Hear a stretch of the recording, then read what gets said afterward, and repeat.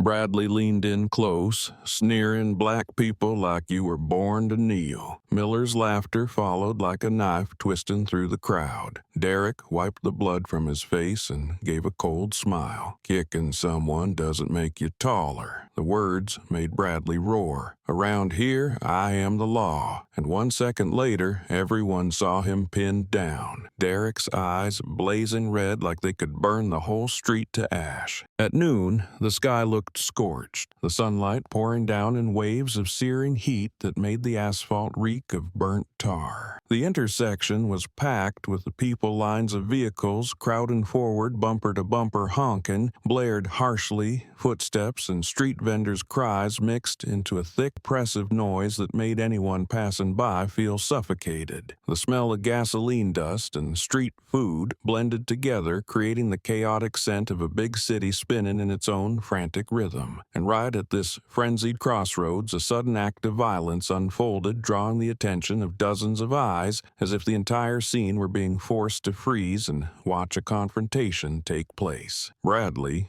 tall and scowling, walked with sharp, deliberate steps, carrying the same authority he was used to wielding over others. He looked around like the whole street was nothing more than a stage built for his performance, then stopped in front of Derrick Cole, a black man with a calm demeanor, walking slowly along the edge of the road. Derrick wasn't pushing through the crowd, wasn't in anyone's way, but his steady posture and cold stare made Bradley feel provoked. Bradley clenched his teeth, words scraping from his throat like a command. "Move, boy. Someone like you blocking a cop's way." That harsh voice sliced through the chaotic city sounds, tearing open the space, making a few people nearby flinch and turn their heads. An elderly woman carrying goods paused, clear worry in her eyes. A group of young men huddled together, chuckling under their breath, not because they found it funny, but because they had grown used to this kind of scene, this display of authority wrapped in humiliating words. Derrick stood tall, face unchanged, eyes steady. His silence acted like a mirror reflecting something that made Bradley more agitated than ever. The crowd began to murmur soft comments, cutting into the already tense atmosphere like little blades. He didn't even do anything. He's getting yelled at just because he's black, but Bradley ignored it, his eyes flaring, a twisted satisfaction creeping across his face as he prepared to teach this black guy a lesson. Miller, Bradley's partner, stood just behind him, lips curled into a mocking smile, ready to witness the coming scene of humiliation. Derrick didn't respond, didn't flinch, his eyes fixed on Bradley as if seeing through the man standing in front of him. That silence wasn't submission, but an invisible challenge forcing Bradley to prove his authority through action. For a moment, the air around them seemed to freeze, the sunlight paused, and every sound faded away. Then, suddenly, Bradley lunged,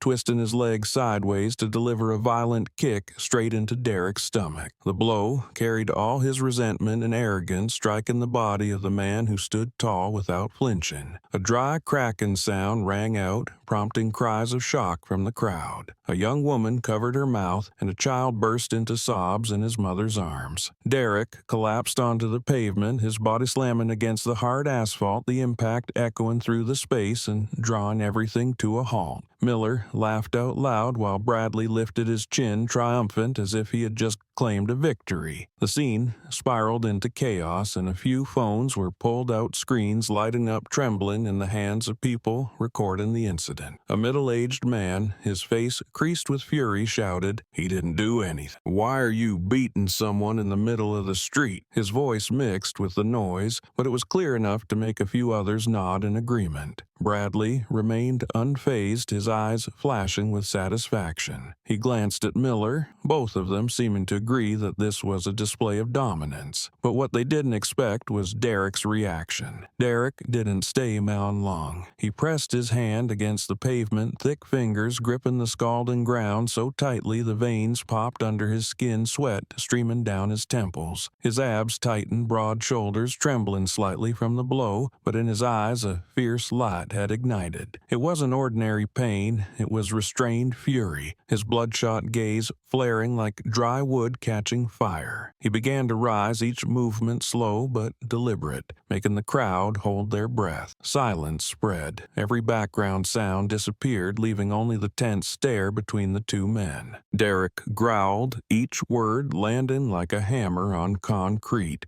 Big mistake. The short sentence carried a weight that made Bradley falter for a moment. He stepped half a pace back, his smug grin warping into a crooked line. Miller, who had been sneering, froze as well, a flicker of doubt flashing in his eyes. The people around them fell silent, sensing they were witnessing a sudden, unpredictable shift. A young man raised his phone higher, hands shaken, but his eyes locked on the scene, whispering, "He doesn't look like a victim at all." The intersection thickened with tension. The hot breeze stopped moving, and all that remained was the crackling pressure in the air. Bradley swallowed hard, trying to recover his aggressive posture. He took another step forward, his shadow stretching out, and his voice slipped through clenched teeth, trying to sound authoritative but trembling slightly. "What did you say? You trying to fight the police?" Derrick stood tall, eyes locked on his opponent, his figure like a wall cutting through the heart of the street. Not a single wasted movement, only a breathless focus like a predator ready to strike back at the one who provoked it. The crowd began murmuring, louder whispers spreading like wildfire. Everyone could feel that behind Derrick's silence was an impending eruption, something powerful enough to consume all the arrogance Bradley was flaunting. The scorching sunlight still beat down, but no one seemed to feel the heat from the sky anymore. Only the heat radiating from the confrontation. The sounds of engines and street vendors continued somewhere nearby, but they now served only as background noise to this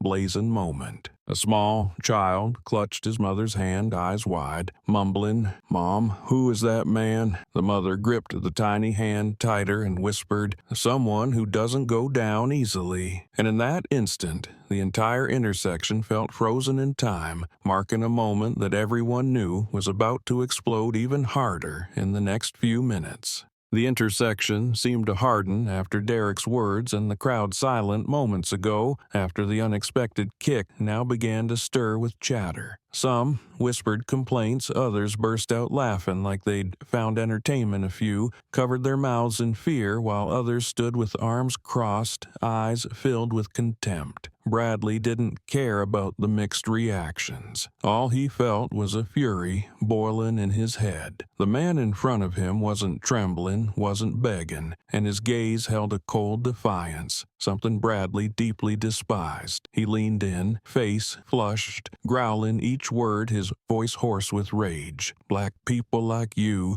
belong on your knees." The words cut into the already tense air like a blade, making many in the crowd gasp. A woman let out a quiet cry, her eyes wide in disbelief. A group of young men broke into laughter, slapping each other's shoulders, enjoying what they saw as a live humiliation show right in the street. Miller stepped in closer, his eyes flickering with a mix of amusement and cruelty, and chimed in with a mocking tone. "This kind deserves another kick." His words hit like a spark tossed into dry grass, prompting a few to snicker, but also causing others to grit their teeth in anger. An old man, standing at the curb, shook his head and muttered, "This is going way too far." But his voice was drowned in the surrounding noise. Hearing Miller back him up seemed to fuel Bradley further. His face lit up with triumph as his eyes darted around, checking how many people were watching the show. He saw no resistance, only selected the curious stares and sneering smiles, taking them as cheers. Derrick still stood his ground, not stepping back, not showing the anger Bradley was hoping for. He simply raised a hand and wiped the corner of his mouth, revealing a dark red streak of blood from the earlier kick. The metallic taste reached his nose, but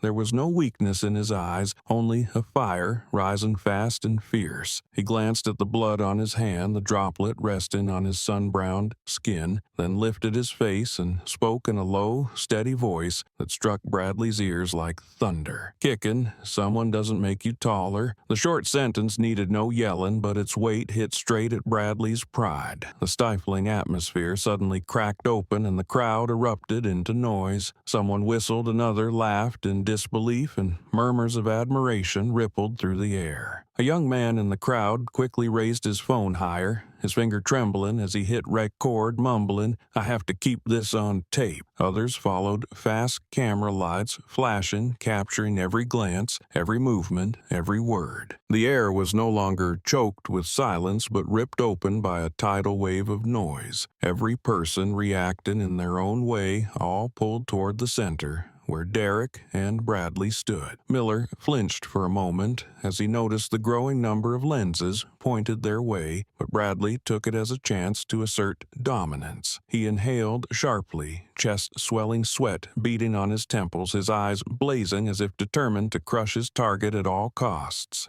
Derrick stared straight into his eyes, no trembling, no hesitation. Inside him, a silent storm surged, memories of being dismissed, the condescending stares on the street, the mocking laughter from years past. It all tightened into a burning knot in his chest. But he didn't let it become pointless rage. He held it like a weapon, a spear aimed at the arrogance standing in front of him. Faces in the crowd began to shift. Some realized this was no longer just a display of police power, but the slow unraveling of a force revealing its true nature. Mocking eyes turned into looks of anger, smug laughter faded into awkward silence beneath the swell of growing dissent. Bradley drew in a breath, lips pressed tight, his eyes flashing with raw fury. He was used to people collapsing, bowing, begging, but today, in front of a crowd, the man he viewed as beneath him stood tall and answered with words that cracked his composure. Miller had stopped laughing too. He glanced around and saw the shift in the crowd, their curiosity replaced with a simmering anger. The sounds of recording devices, the murmurs, the low curses all blended into a pressure that wrapped around Bradley like a noose. But he refused to accept defeat. His pride and ego drove him to the edge. Derrick took a deep breath, images flashing through his mind, moments when he had faced death, crossed storms, and walked through dangerous nights. Every one of those moments helped steady his breath, keep his voice calm, his eyes fixed. He knew he was facing an abuser of power, but what he noticed more were the dozens of phones raised around them, each lens capturing the raw truth, every frame becoming undeniable evidence. He understood this fight wasn't just between him and Bradley, but against the very system that had let men like Bradley thrive for far too long. A loud voice rose from the crowd. "Keep filming all of it," and immediately dozens joined in raising their phones even higher. Bradley's face paled, his earlier arrogance shifting into a desperate fury. He looked over at Miller, eyes pleading, but Miller could only take half a step back, knowing there was no room left for smug satisfaction in the face of this rising wave. Bradley clenched his teeth, trying to shout something to drown out the crowd, but his voice caught in his throat, no longer booming like before. Derrick still stood firm, blood clinging to the corner of his mouth, but his posture remained unshaken, like a rock in a raging current, unmoved by storm or roar. And from that moment on, everyone knew the real battle had only just begun.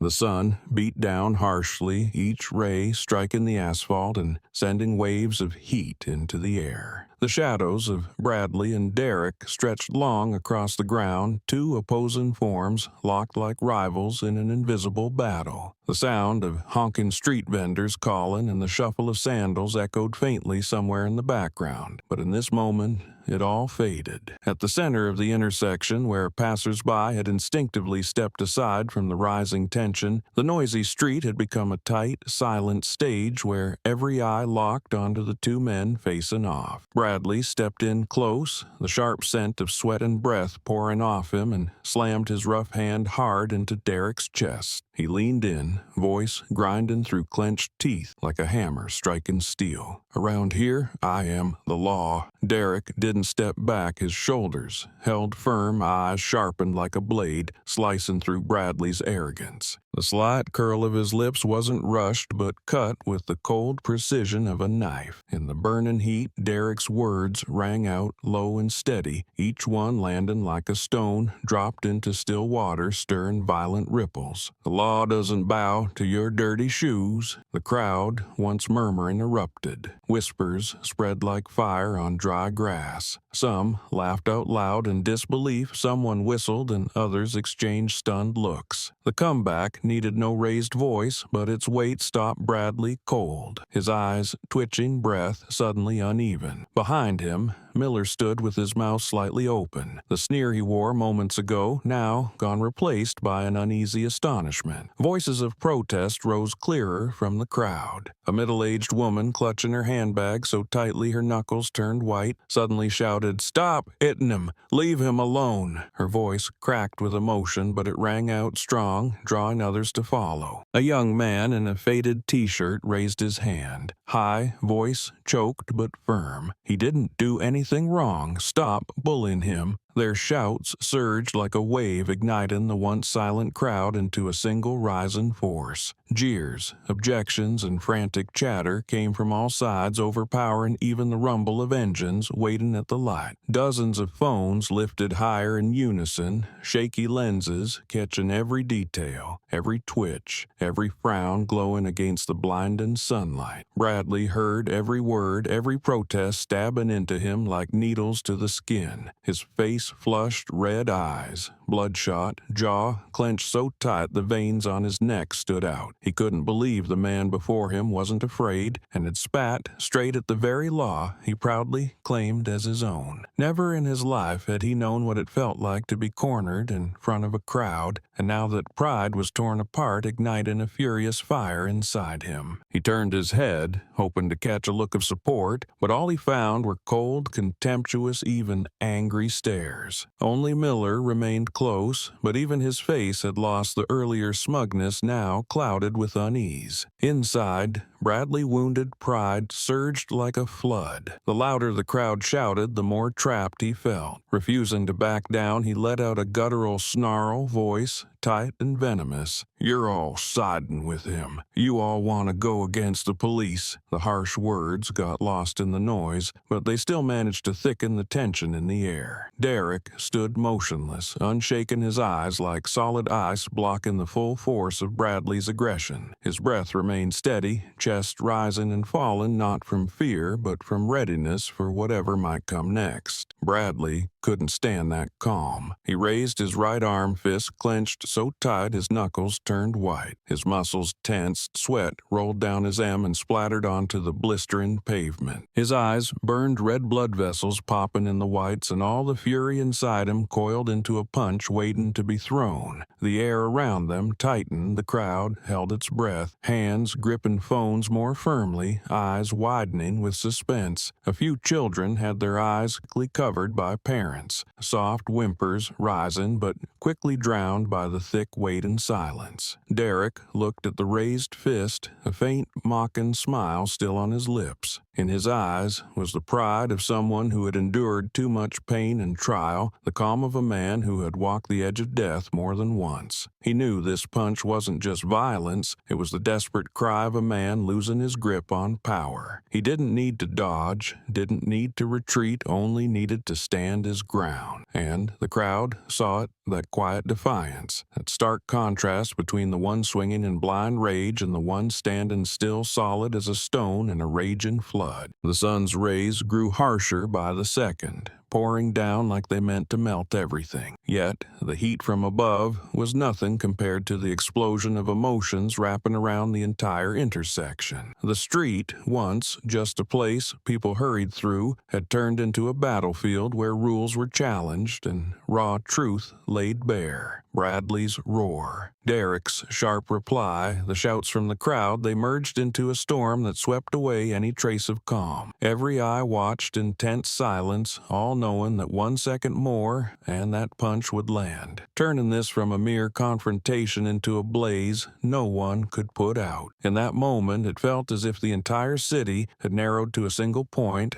all sound, all light, every breath focused on the raised fist and the calm smile of the man just humiliated. On one side was the blind fury of power being defied, on the other, the steady defiance of dignity being crushed. That instant carved itself into the history of the intersection, and the crowd knew they were witnessing a truth that would echo for a long time to come. The moment Bradley raised his fist, the entire street seemed to freeze. The sound of motorbikes, car horns, street vendors calling out, even the cry of a child in its mother's arms, all of it faded as if blocked by an invisible wall. Every eye locked onto the center of the intersection where the scorching sun cast sharp shadows over two opposing figures. Bradley clenched his teeth, face burning red, his hand rising with the intent to bring down a powerful punch and end the challenge he found intolerable. But before that fist could fall, Derrick turned his movement swift and precise as if he had spent his whole life waiting for this moment. Bradley's arm was instantly stopped, then locked tightly in a grip as strong as steel. A groan burst from Bradley's throat, no longer the growl of arrogance, but an unconscious cry, "Arg! Let go!" His face twisted in pain. Sweat poured down his eyes wide with both shock and agony. He struggled, but the more he fought, the tighter the hold became. The veins on his neck bulged, and his breath came in short, sharp bursts. The crowd around them erupted, cheers ringing across the intersection like thunder, a shockwave of energy crashing outward. Phones shook in trembling hands, lenses flashing as they captured every motion. A man shouted with a voice filled with awe and excitement. "Oh my God!" He fought back. Derrick didn't yell. He kept his focus razor sharp. His hand clamped down on Bradley's wrist, pulling him close enough to feel every steel-like muscle pressing in. His voice came out low, calm, but clear enough to cut straight through to the bone. "Taken down men 100 times stronger than you." It wasn't just a warning, it sliced into Bradley's pride, exposing the truth that he was nothing compared to what Derrick had already survived. The smirk on Derrick's face became a blade of its own, leaving Bradley in physical pain and stunned by a blow to his ego that hit even harder. Miller, standing just behind, froze. The mocking smile he once wore had long vanished, replaced by wide eyes and shallow breaths. His hands fumbled at his sides, unsure whether to rush in or step back. The crowd grew more chaotic, but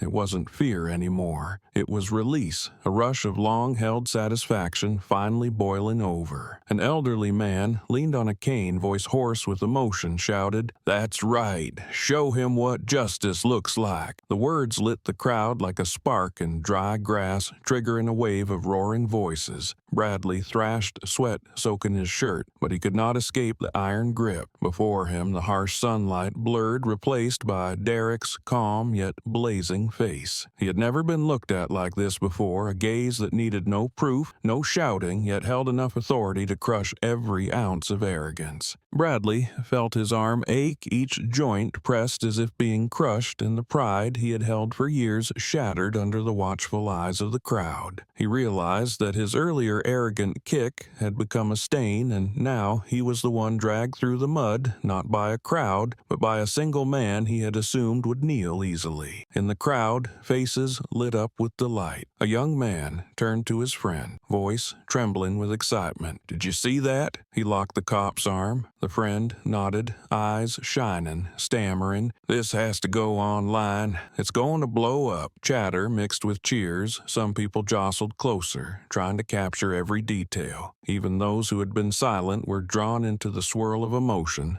thrilled to see an abuser of power being restrained in front of everyone. Derrick remained calm. He didn't overdo it, didn't shout, didn't strike, only held firm enough for Bradley to understand that he no longer held any power. Derrick's gaze struck straight into Bradley's heart, leaving a deeper mark than any punch ever could. He knew the phones were recording every second. He knew the truth was spreading through each frame, and he knew that from this moment, the balance of power had begun to shift. Bradley was no longer in control. He had become the laughingstock of the intersection, and this humiliation would echo far beyond what he imagined. Miller took a step forward, lips moving as if to intervene, but Derrick's glance froze him in place. It was not a look of pleading or defense. It was the look of a man who had faced life and death confrontations enough to make anyone understand that stepping in now would only make things worse. Miller recoiled, lips pressed tight, hands clenched with sweat forming in his palms. He turned away, pretending to watch the crowd, but the truth was, he didn't dare face the scene. Bradley, trapped in the grip, tried to shout again, hoarse and weak, "Let go. I'm a cop," but the cry carried no authority. It sounded like the groan of a defeated man clinging to a title to mask his humiliation. The crowd responded with mocking laughter, some whistling derisively, and shouts of "That's right" echoed in his face. Derrick pressed tighter, his cold breath brushing Bradley's ear, repeating slowly with icy precision, "I've taken down men 100 times stronger than you." That whisper sank into Bradley's mind, turning physical pain into a humiliation that could not be washed away. The midday sun beat down relentlessly, casting shadows of the two men overlapping on the pavement, one and proud and tall, trapped in the grip of the other, steadfast and unyielding. The smell of dust, sweat, and scorching asphalt blended into the suffocating air of the intersection. The crowd, once mere passers-by, had become witnesses, spectators, to a reversal they would never forget. They saw the tide turn, they saw power toppled, and they recognized that true strength did not lie in shouting or kicking, but in the unwavering resolve of someone who knows their ground. And in the very moment Derrick locked Bradley's arm, the history of this street took a turn in an entirely new direction. The air at the intersection had become thick and suffocating, every sound seemingly drained from the street, leaving only the dry wind slipping through the gaps between buildings and the sharp breaths of those standing at the center. Derrick still held Bradley's wrist tightly, his gaze calm, but the fire of simmering anger burning deep within. The crowd fell utterly silent, dozens of hands holding phones high, lenses trembling but capturing every moment. All eyes focused on Derrick's tightly pressed lips, waiting for something to emerge, a word that could shatter the choking silence. Then he pressed close to Bradley's face, breathing steady voice low and hoarse, each word dropping heavily into the struggling man's ear. "You just kicked the FBI director." The brief statement hit like a thunderclap on the scorching pavement.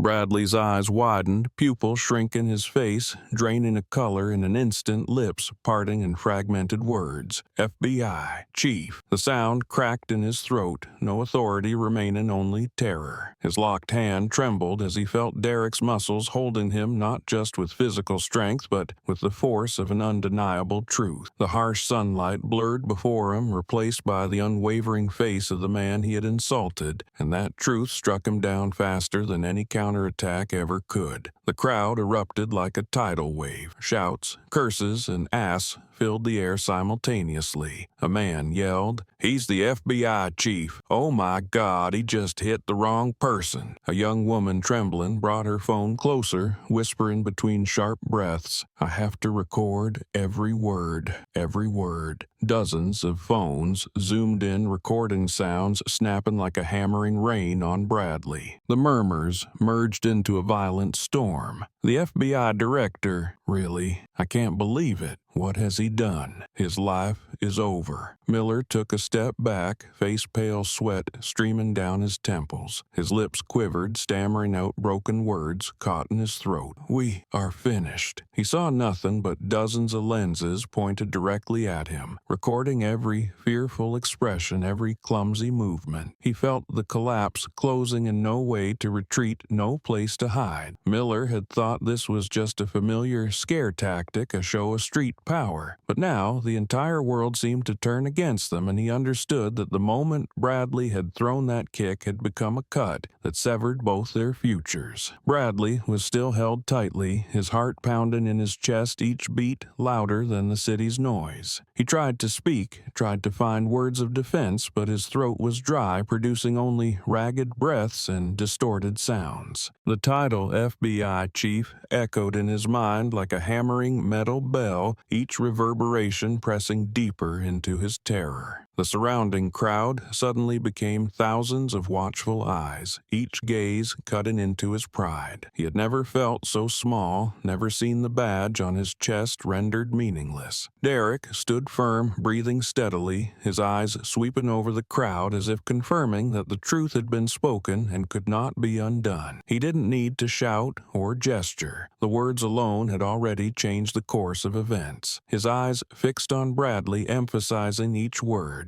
They all heard you. The crowd's roar intensified, mocking laughter mixed with exultation ringing through the streets. A group of youths chanted FBI, FBI like drum beats pounding through the heart of the intersection, completely drowning out Bradley's weak growls. Miller nearly collapsed, hands trembling as he clutched his head, feeling the weight of everything pressing down on him. The words, "We're finished," were not just an admission, but a hanging sentence. Nothing could be salvaged. The crowd swelled as more people from nearby streets arrived, drawn by the commotion. Every new eye, every phone, added evidence, layering pressure that made Bradley and Miller feel submerged under a sea of people. Bradley hissed in desperation, voice hoarse, "No, no way, he's lying." But as the words escaped, someone in the crowd shouted over him, "You just heard him." We all heard. A burst of delighted laughter and mocking whistles rang out. Bradley bowed his head, vision clouded, realizing that everything was meaningless, every denial swallowed by the undeniable truth. Derrick released his grip,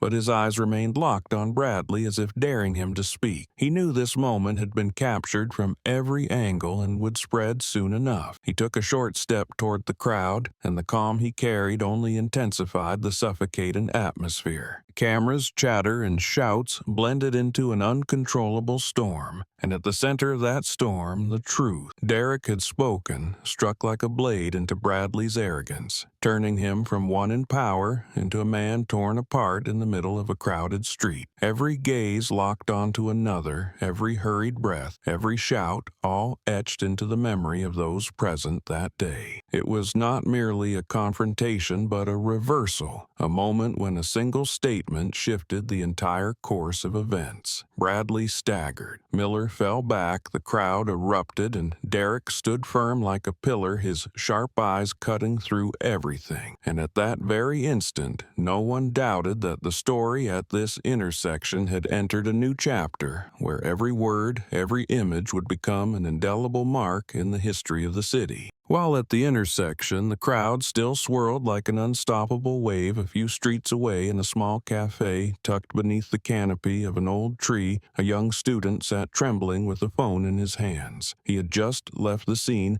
heart still pounding from what he had witnessed. Every image of the kick, every word of insult, every moment Derrick had reversed control over Bradley was etched into his mind. He sank into a creaking wooden chair, the cup of coffee on the table cooling untouched his hand, shaken as sweat dampened the screen. His thumb moved slowly, pressing the post button like triggering an explosion, and immediately a short clip titled "Cop Kicks Black Man" appeared on Twitter. Within seconds, the view count skyrocketed like a fever spreading. A minute passed, and views jumped from dozens to hundreds, then thousands. The green numbers signaling shares flashed continuously across the screen, nearly taking the student's breath away. Each refresh brought even more views so fast that his eyes widened in disbelief. In the cafe, a few others glanced at the glowing screen, surprised to see the short clip playing on repeat, the audio mingling with surrounding noise, shouts, protests, and most clearly, Derrick's words piercing the tense air. "You just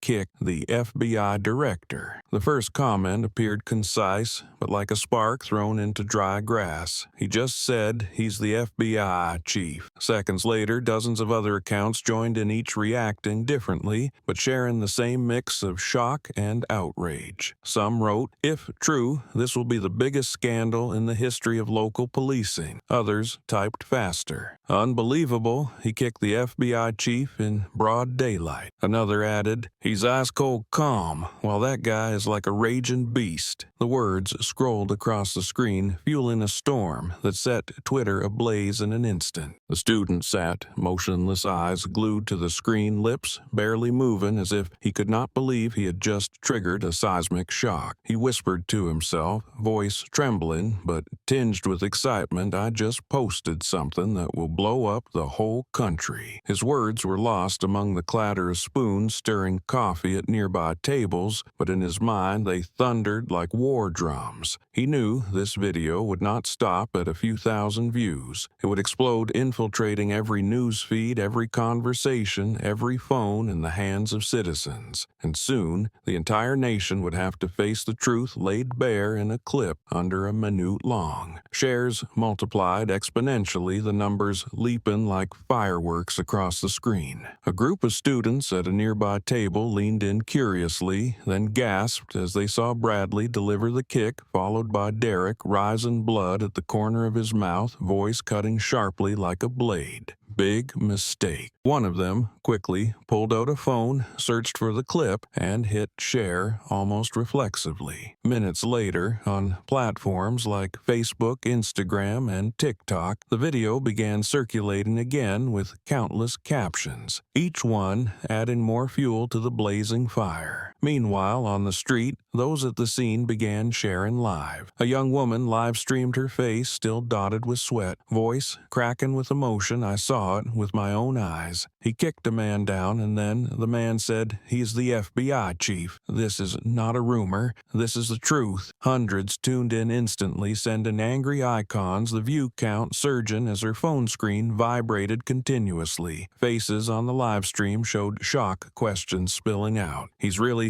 the FBI chief. This is going to be a crisis." In the small cafe room, the young student remained seated, the light from the screen casting tension across his face, eyes fixed on the constant notifications. He could feel the weight of every passing second. Each new comment, each share, struck like a hammer on a system already trembling. He was not a journalist, not a politician, just an ordinary person, but in this moment he became the most important witness, and the phone in his hand was the fuse to a massive societal bomb. Elsewhere, a middle-aged man at his office desk happened to see the clip shared on his timeline. He pushed back his chair, eyes wide, muttering, "No way." He just said, "FBI chief." Immediately after, he hit share, adding a short comment, "If this is true, we are witnessing the collapse of an abusive power." His post quickly attracted thousands of likes and hundreds of comments, sparking a new wave of public reaction. With each passing second, the truth amplified exponentially, and no one dared ignore it. Every frame of the video became living evidence, every sound replayed repeatedly, every whisper of Derrick echoed everywhere. "You just kick." The FBI director was no longer a private exchange, but a slogan reverberating, appearing in thousands of posts, countless reaction videos. The city began to stir, and from the city it spread across states, across the country, creating an unprecedented shockwave. In that moment, the young student sat silently, the now cold cup of coffee untouched his trembling hands, setting the phone down on the table. His heart pounded wildly, and only one thought filled his mind: he had just ignited an unstoppable explosion. When he lifted his head and looked through the cafe window at the crowds bustling along the street, he realized clearly that none of them could return to their normal lives. The story had escaped, and from that moment on, no one could stop its spread. In the crowded cafe, where the clinking of spoons against cups mingled with the thick aroma of bitter coffee, every phone glowed like hundreds of small flames connecting into a sea of light. The customers, initially curious, quickly became absorbed in their screens, watching the short clip of Bradley delivering the kick, replayed countless times. On Twitter, Instagram, TikTok, and Facebook, lines of text scrolled down news feeds, hashtags flashing like blades to the eyes. FBI chief, justice, hacked cop, kicks, wrong man. The spread was so fast that even those who had posted it could barely believe the numbers climbing by the second. Someone whispered, voice tinged with disbelief, "I've never seen a hashtag explode this fast." Harsh comments began to flood in, sharp as indictments. A popular account exclaimed, kicked the FBI chief in the public career over. Within less than a minute, that comment had garnered tens of thousands of likes and thousands of replies. Others added words that cut even deeper. The dumbest move in police history. His whole future is gone. What was he thinking, kicking the FBI chief? Some laughed, some ground their teeth in anger, but all shared the same understanding the outrage was unstoppable. Everyone in the cafe sat hunched over, eyes bright in the dim light, exclamations of, "Oh my God, unbelievable," echoing throughout, turning the small space into a hub of public fury. A slow-motion video of the kick was uploaded by another account captioned "A Historic Moment." The clip replayed each frame, showing Bradley's foot striking Derrick's stomach, his aggressive face contrasting with the calm stance of the black man. Then came the moment Derrick fell blood at the corner of his mouth, followed by his cold lift of the head and the words, "Big mistake." Each second was stretched, every labored breath heard clearly, and within an hour the clip had reached millions of views. Comments poured in like a storm. Watched 10 times and still chillin'. His gaze kills all arrogance. One kick ruins a career. People from all over began expressing outrage, no longer limited to short comments, but transforming into strong calls to action. A live stream was broadcast from a large square where a group of people held hastily written banners, "Justice needs no badge." A man's voice rang through a handheld microphone. "No justice, we take to the streets." The crowd chanted in unison, each shout echoing like waves crashing against cliffs. Below the live stream, tens of thousands of angry reaction icons flooded the screen and comments poured in rapidly. "We are here. Take to the streets now. We cannot stand by any longer." In the cafe, the young student who had pressed the post button for the original clip now sat frozen eyes fixed on his phone screen. He saw his name everywhere. The original clip he had posted copied countless times, each version edited with added music and bright red text like wounds that could not heal. His heart raced as his own whispered words echoed in his mind. "I just posted something that will blow up the whole country." Now he understood the fire was no longer in his hands. It had become a wildfire consuming the entire city. Online fiery debates erupted, one side outraged over abuse of power and racial discrimination, the other fanning the flames with weak defenses. But most of the public sided with Derrick, seeing him as a symbol of resistance and unyielding dignity. Many shared images of him with blood at the corner of his mouth, adding the caption, "Big mistake, Bradley's career over." Digital news outlets didn't miss a beat, instantly running headlines on their homepages. "Local cop kicks wrong FBI chief. Video goes viral at lightning speed." Outside the cafe, people continued to hurry along the streets, all glued to their phones, murmuring as they walked. A street vendor stopped, hands shaking, as she opened her old phone and saw the clip playing. Her eyes widened and she muttered, "He's the FBI chief." Then they're finished. That small utterance blended into the crowd, but served as a crucial piece confirming that the truth had escaped the bounds of a single incident. It had become a social crisis. The power of social media surged into every corner impossible to extinguish. Posts with hashtags, #FBI chief,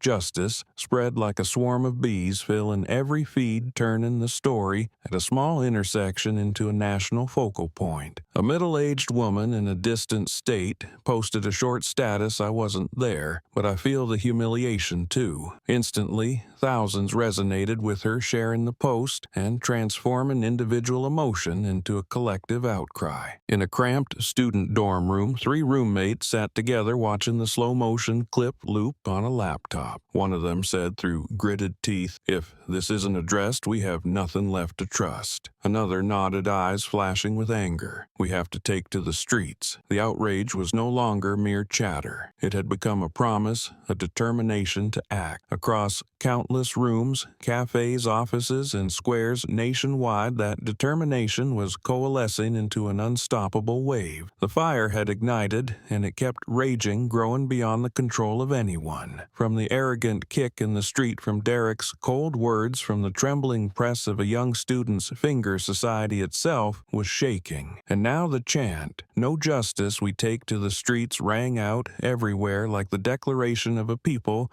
refusing to be submerged in darkness.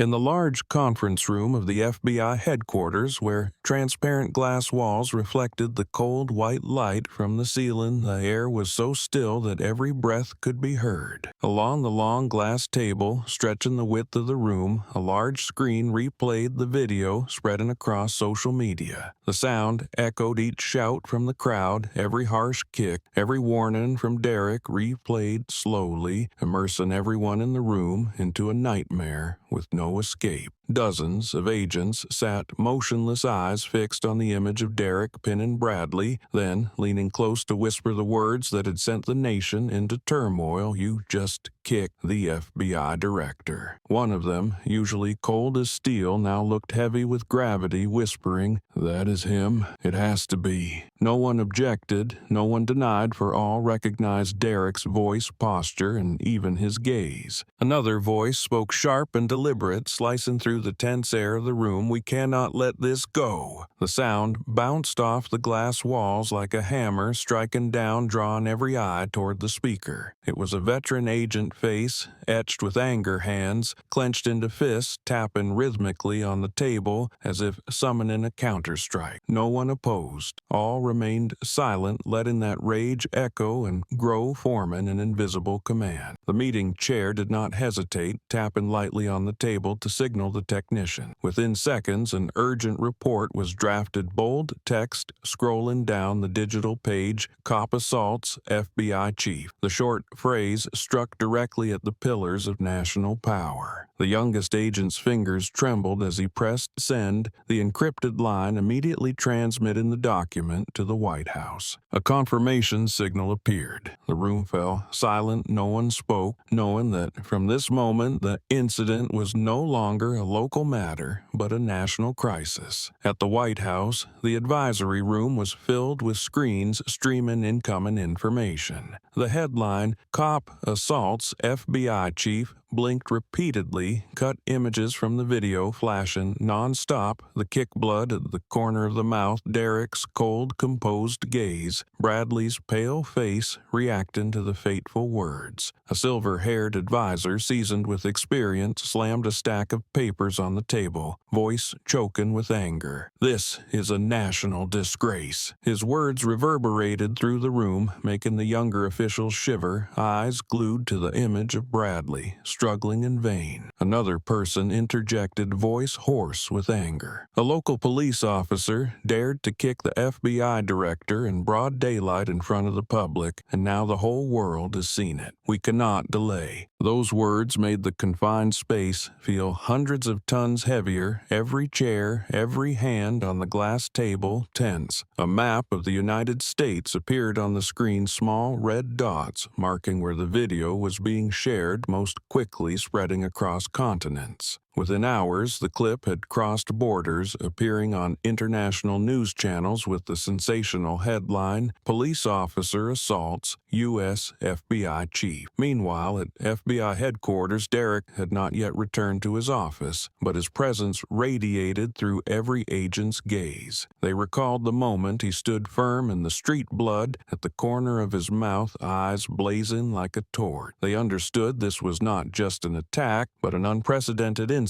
to the entire system. The silence in the room was not fear, but the restraint of anger about to erupt. A young agent turned to a colleague, voice low but resolute. "He has protected this country countless times. Now it's our turn to protect him." Across the city, Bradley sat in a dark room, face still aching from the wrist hold. But that pain was nothing compared to the horror coursing through his veins. He knew that the moment Derrick revealed his identity, everything something had slipped beyond his control. Messages flooded his phone from colleagues, superiors, even family, offering no escape. All that remained was anger, contempt, and cold warnings. He held his head, breathing rapidly, as if waiting for a sentence to fall at any moment. In the White House meeting room, advisors began to argue, some pushing for swift action, others advocating for more evidence, yet all understood that public outrage was erupting like an unstoppable volcano. On television, sharp commentary scrolled across screens and analysts emphasized that this was no ordinary incident. The whole United States was consumed by a single question: how would justice be served when the victim was the FBI director himself? The atmosphere in the conference room fell silent again, but it was the silence before an even greater storm. Hard faces, eyes blazing with fury, all focused on Derrick's image on the screen. Finally, one person broke the silence, voice hoarse but decisive. He has shamed the entire system, and the system must respond. Everyone nodded, no further words needed. The truth was undeniable, and what was about to unfold would not merely be an investigation, but a whirlwind exposing every cover-up, revealing the true faces of those who abused power. The shockwave through the government had begun, and nothing could stop its spread. From the cold conference room of the FBI to the tense chambers of the White House, from the raging social media feeds to the bustling streets, it all became a fierce symphony. And at the center, Derrick Cole, with a calm but steely gaze, was becoming a symbol of a truth that could not be buried. Inside, the local police headquarters hallways, usually echoing with the steady rhythm of footsteps, now rang with unprecedented chaos. Reporters crowded outside the gate microphones, raised high cameras, glowing shouting questions through the flimsy barricades. Inside, officers shuffled in and out, faces, tense conversations cascading like waves. Every department was focused on the name Derrick, and every discussion centered on the video burning through social media. Phones rang continuously, notifications from superiors poured in relentlessly, creating a pressure that struck like a hammer against the old brick walls. In a small meeting room, Bradley slumped into a chair, eyes bloodshot, voice hoarse, yet still trying to argue. "I didn't know who he was," he yelled, as if to justify himself, but the sound felt hollow in the heavy air. Colleagues exchanged glances, some avoiding eye contact, others shaking their heads subtly, while Miller stood in the corner, eyes downcast, daring not to look at anyone. His silence cut like a knife, deepening Bradley's wound of wounded pride. Bradley turned, intending to drag Miller into his defense, but seeing his teammates' gaze fixed on the floor, hands clenched and trembling, left him speechless. Outside the room, other officers whispered in confusion. One murmured, "He's finished. The whole world is turning toward this." Another ground his teeth. Who could have imagined that foolish kick would hit the pinnacle of power? No one dared speak loudly, yet the unease spread like fire across dry straw. The system they had thought solid now trembled, all public eyes fixed upon them as if criminals. In the command office, phones rang incessantly. Reports flooded in from the Department of Justice, the FBI, and state authorities, all demanding explanation, investigation, accountability. Superiors rubbed their heads, faces weary, voice sharp. One stupid statement has turned this entire precinct into a storm center. It was no longer a local incident. The situation had thrown the entire headquarters into a vortex, where every step and every word was recorded, analyzed, and scrutinized. Miller remained motionless, eyes locked on the floor. He dared not speak, knowing any word could become evidence against him. His mind replayed the images from the intersection. The shouts, the phones pointed directly at them, and especially Derrick's words echoing, "You just kicked the FBI director." He understood there was no retreat, no roundabout way to justify himself. His silence to Bradley seemed like betrayal, but in reality it was surrender to the storm that had swept everything along. Outside,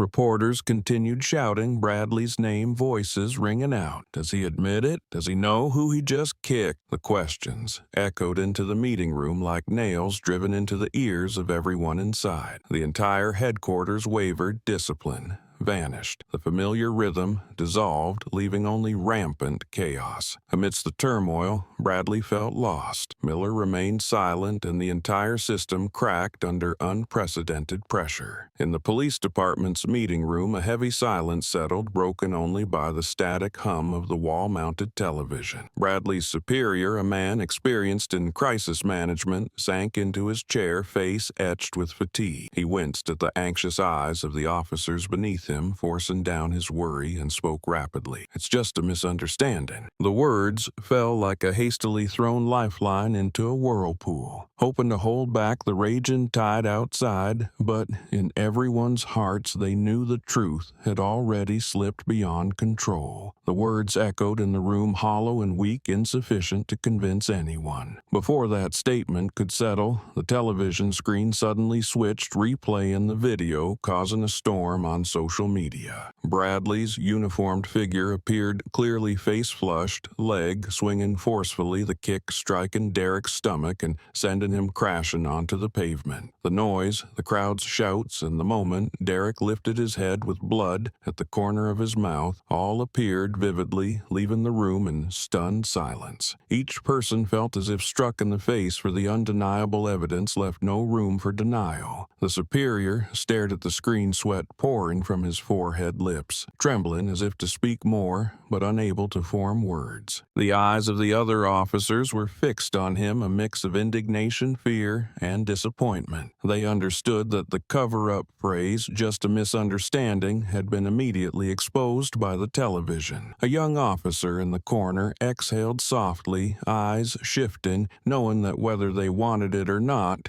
they were all standing in a media storm with no escape. The television continued to play steadily, looping the disastrous moment. Comments appeared from the news channel, the anchor's voice cold. This footage has been shared millions of times in just a few hours. The question is, how could a police officer act like this in broad daylight? The commentary cut into the already tense atmosphere like a knife. Bradley sat motionless, eyes drifting as if he could not believe his own image on the screen. Miller remained in a corner, brow furrowed, avoiding all gazes, while the rest exhaled heavily, weighed down by the unfolding reality. The entire headquarters room was steeped in confusion. Rapid breaths, shaken heads, and exchanged glances, all indicating that any excuses were now meaningless. The image on the television was undeniable evidence, hanging like a verdict, ready to strike at any moment. In that instant, the superior realized he no longer had control. Every attempt at cover-up had failed, and from now on the entire police department would have to face the public's wrath directly. In the quiet room of the FBI chief's office, the green glow from the phone on the desk reflected on Derrick's upright posture, eyes blazing, while his voice remained coldly calm. He held the phone, words crisp and decisive, leaving no room for hesitation. "I want the complete records of that police department." The command shot out like an arrow, precise and sharp, allowing no delay. On the other end, agents in an emergency meeting paused for a moment before a male voice responded, firm and steel-cold, "We will investigate immediately." The short reply needed no discussion. Everyone understood that this was no longer an isolated incident, but a compulsory purge. Derrick set the phone down, fingers tapping lightly on the glass table, gaze fixed on stacks of unfinished files. The room was so silent that the ticking of the wall clock seemed to echo like a summons. He knew clearly that this order would trigger a chain reaction from internal investigation units to the Department of Justice, from the federal system to every local office. This time, every corner of that police department would be exposed to the light, every falsified report, every hidden abuse of power revealed to the public. On the other end, the meeting immediately intensified, the rustle of papers and clatter of keyboards filling the room. Agents focused on screens replaying the incident, analyzing each expression expression and every word meticulously. One said gravely, "We are not just facing an assault, this is a collapse of trust." Another nodded, adding, "If we don't investigate thoroughly, the public will see this as complicity." Consensus formed quickly. No one opposed, for the evidence was indisputable, and the name Derrick Cole had become a symbol to rally around. In his office, Derrick leaned back slightly, eyes resting on the large window overlooking the city. Streetlights stretched out, each flickering like the heartbeat of a city that never sleeps. He exhaled deeply, feeling the weight of responsibility pressing down, yet not letting fatigue dominate. He recalled the moment on the street when an entire system remained silent in the face of the kick, and only when the truth was exposed did people awaken. Tonight in this office, he transformed outrage into action, turning the humiliating kick into the start of an unprecedented investigation. Outside, hashtags continued to flood social media clips, replayed endlessly, and public opinion roared for justice. But in this quiet office, where the green glow of the phone had just gone dark, the order had been issued, serving as the alarm for an investigative storm about to engulf the police department, trembling from an unforgivable mistake. Derrick tightened his fist, slightly eyes steadfast, and in the dense silence, he knew he had just set a battle in motion with no mercy. The sirens from emergency media alerts blared through the night, shaking the entire city. News channels cut into regular programming to broadcast breaking reports with red headlines scrolling across screens, "FBI chief assaulted." The footage shown was edited from the scene, clearly showing Bradley's kick to Derrick's stomach, the crowd's shouts, and the moment the black man lifted his head with a cold, resolute gaze, affirming his identity. The anchor maintained a calm tone, but each word landed heavily, leaving viewers in stunned silence. They emphasized that this was no longer a minor altercation, but political storm, a stain on the entire law enforcement system. In cafes, restaurants, and offices, eyes glued to screens, discussions erupted without pause. Some held their heads in disbelief, others slammed tables in anger, while the rest whispered among themselves about the unprecedented shock. On social media, live streams accompanied the news reports, and thousands of comments appeared within seconds. FBI chief attacked in broad daylight. "This is a national disgrace," one account wrote. Another responded sharply. "This is not just about one officer, but the entire system being judged." Heated debates ignited, spreading fury like a tsunami sweeping away any remaining calm.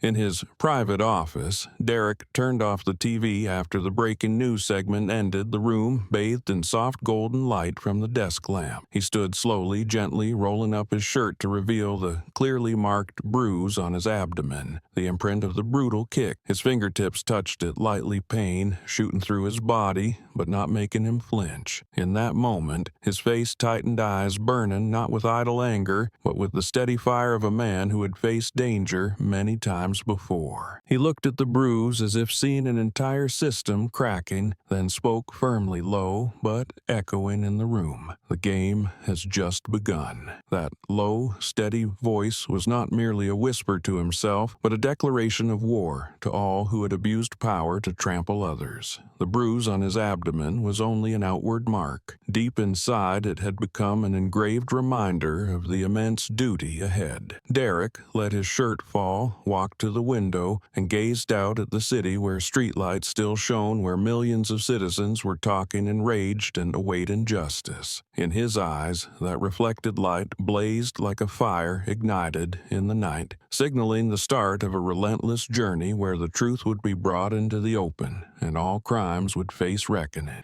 In the prosecutor's office, cold white lights shone down on towering stacks of files covering the wide table, leaving no space unoccupied. The air was dense tension etched on every face as the investigative team sat crowded together, flipping through documents, eyes glued to the large screen in the center of the room. News of Derrick's assault had ignited public outrage, and now the prosecutor had no choice but to launch a full-scale investigation. attention. Witnesses from the scene were called one by one, entering the room with faces still, stunned eyes reflecting a mix of anger and unease. They recounted what they had seen, voices trembling as they described the kick, the crowd's shouts, and the moment Derrick delivered his declaration that silenced everyone. Each statement was carefully recorded and cross-checked with the video to clarify every detail. While the witnesses spoke, technicians played the viral video on the massive screen. The crowd's shouting echoed through the room, every word from Bradley, every groan, and every powerful response from Derrick replayed as if happening right before them. Technicians used software to zoom in on each frame, analyzing every subtle movement, every facial expression. When the kick paused at the moment Bradley's foot struck Derrick's stomach, the room fell completely silent, no one daring to breathe. The next frame, blood at the corner of Derrick's mouth, then his eyes burning red, all added to the suffocating atmosphere. One agent clenched his teeth, muttering, "This evidence is indisputable." The prosecutor sat at the head of the table, tapping his pen repeatedly against a stack of files, eyes cold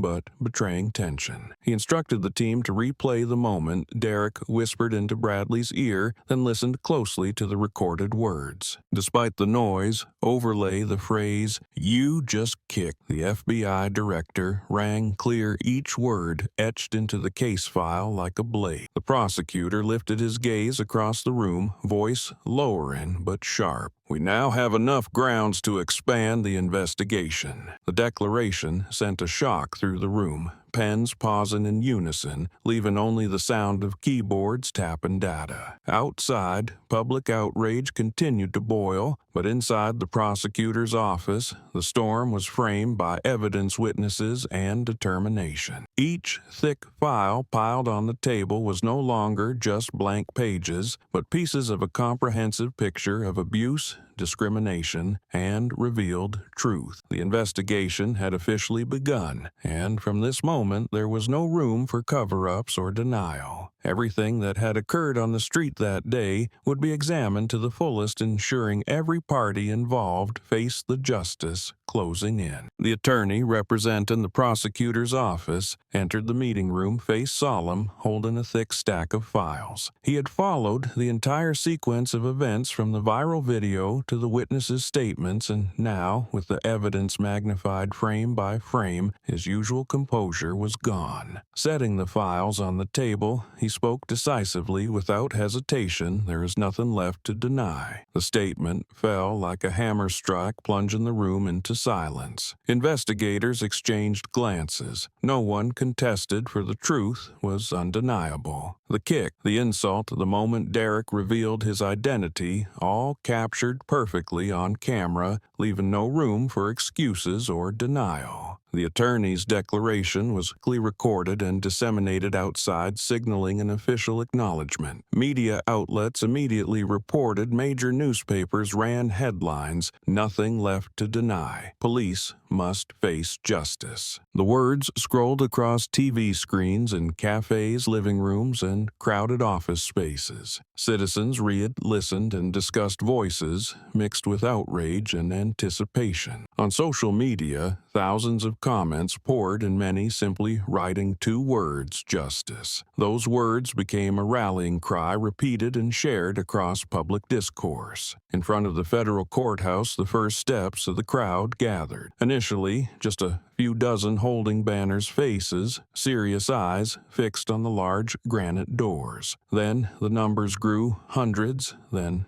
thousands, raising phones to live stream, calling friends, colleagues, and family to join. Television broadcast the scene live, millions of viewers watching, witnessing the anger transform into a wave surging toward the courthouse. Reporters jostled for position, microphones raised, shouting question: when will charges be filed? Who will be held accountable? Inside the courtroom, still closed, the judge and legal assistants received an unrelenting stream of notifications. days. Public pressure made them understand that any delay would further ignite the outrage. On the benches outside, young people sat close together, painting slogans in red on cardboard: "Justice now, no more excuses." Elderly citizens were present as well, faces lined with wrinkles but eyes shining brightly, as if reclaiming faith that justice could still prevail. The wave of people arriving at the courthouse carried not only indignation, but also hope. They wanted to witness those who abused power brought to light, to see Derrick's steadfast example protected. Public attention converged on the courthouse like a flood, sweeping away all barriers and turning the site into the nation's focal point. And in the tense anticipation, everyone knew that the moment justice would speak was very near.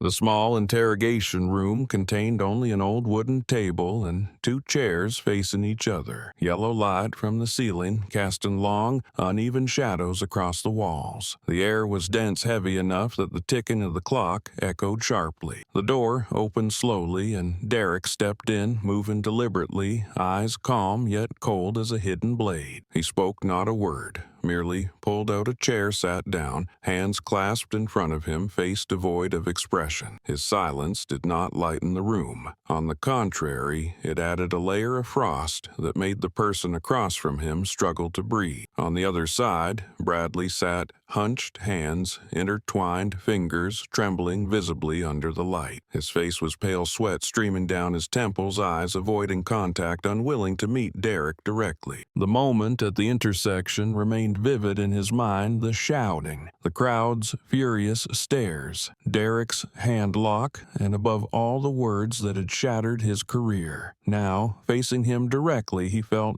utterly small, with nowhere to lean. Every time he dared to glance up, Derrick's unwavering gaze forced him to lower his head even further, as if his entire body were weighed down by an invisible force. Derrick remained distant till unhurried. He knew this silence carried more weight than 1,000 shouts. The way he stared at Bradley while keeping the space wrapped in quiet forced the man who once claimed to be the law to tremble, lips moving without forming words. All excuses and justifications seemed stuck in his throat, for in front of the evidence and the living witness sitting there, no reason could save him. Derrick tilted his head slightly, eyes resting on that stunned face, his composed authority radiating a power that pinned Bradley to the chair. Observers behind the one-way glass were silent as well. They did not intervene, did not pressure, only watched each movement. They understood that this confrontation needed no yelling. It was punishment through silence, forcing Bradley to reflect on himself. He shivered in waves, shoulders tensed, and finally dared to lift his eyes to meet Derrick's, only to immediately look away as if afraid that gaze would burn away the last remnants of his arrogance. In the room, only the slow spinning of the fan and the flicker of the yellow light broke the quiet, the shadows of the 2 men stretching distorted across the walls. Derrick sat upright, eyes unchanged, while Bradley lowered his head further, breathing hard as if awaiting the silent judgment. That cold confrontation was enough to confirm that his once arrogant power was now nothing but an empty shell, shattered the moment he faced the truth. Derrick sat still for a moment longer, his deep eyes locked on Bradley's trembling form. Then he slowly leaned forward, voice calm, but each word striking the table like a hammer. "You say my skin is worthless. Say it again." The sound was neither loud nor sharp, yet the hidden force within it froze the entire room. Bradley jumped, hunching further, hands clenched until purple. His lips moved, but a dry throat left him unable to utter a single sound. Derrick's question pierced not only him but also stunned the observers outside the frosted glass. This was not a normal interrogation. It was a demand to face the very words he had shouted in arrogance on the street. The yellow ceiling light flickered slightly, illuminating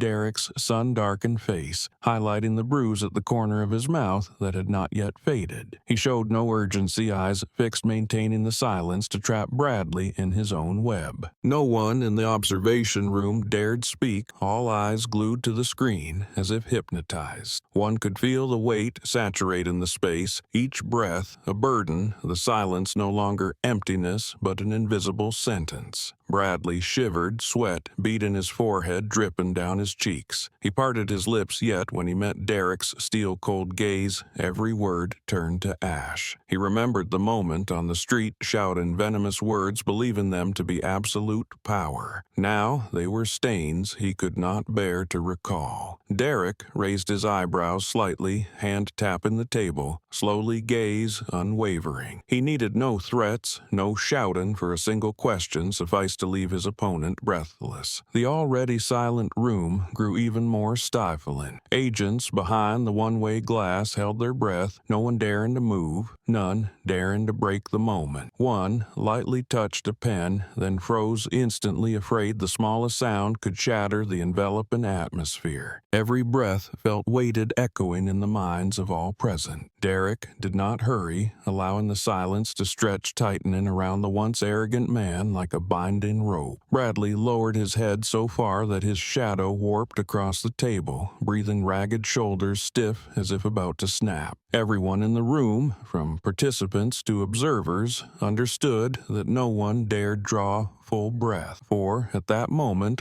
all attention belonged to a single unanswered question, a question powerful enough to turn Bradley's discriminatory words into a lifelong shackle. The courtroom had been lit, early rows of seats packed with people, the air thick with tension and anticipation. The press crowded the hallways outside, cameras and microphones raised every step of anyone involved, captured. Inside the solemn room, the judge sat at the highest bench, gavel in hand, signaling the start of the session. The prosecutor stepped forward, remote in hand, eyes firm, and immediately projected the shocking video onto the large screen. Each frame appeared clearly, Bradley lunging, delivering a powerful kick to Derrick's stomach, the crowd's screams, blood at the corner of his mouth, then Derrick rising with his commanding words. The entire room fell silent. No one stirred, only the looping of the footage sharpened the evidence further. Bradley sat below, face drained of color, hands clenched together, gaze vacant. He heard the murmurs of the audience, felt every stare piercing him like a blade. The kick he had once thought a display of authority now appeared to the public as an irrefutable indictment. Reporters scribbled notes feverishly, cameras flashing non-stop, each moment in the video rebroadcast and magnified now right in the courtroom itself. When the video ended, the prosecutor spoke little, turning toward the witness seats. A middle-aged man with a sun-darkened face stepped up to the stand, walking confidently. He lifted his head, voice echoing through the silent room. "I saw him attack first." The words struck like an arrow, setting off murmurs throughout the chamber. The judge struck the gavel for order, yet the impact of that statement lingered, imprinting itself in everyone's mind. The prosecutor moved closer to the witness, asking for additional details, and each response remained consistent. Bradley was the aggressor, and Derrick did not provoke him. The clarity of the testimony combined with the video made the overall picture undeniable. Reporters in the back row pursed their lips, accustomed to controversial cases. Yet this evidence was unmistakable. The citizens in the courtroom held hands tightly, some nodding eyes flashing with the certainty that justice was present before them. In the dense atmosphere, Derrick sat silently in the front row, face composed, gaze unwavering. He needed no further words for the video, and witness had spoken for him. The courtroom revolved around the revealed truth, each strike of the judge's gavel bringing the proceedings closer to the final verdict. This was no longer a confrontation between two men, but a public affirmation that truth cannot be buried and that justice will speak. The prosecutor stood posture straight, voice resonating through the packed courtroom, each word striking like a nail into the walls. "This is racially motivated violence." The sharp declaration silenced the room, every eye fixed on Bradley. Spectators whispered, some shook their heads, some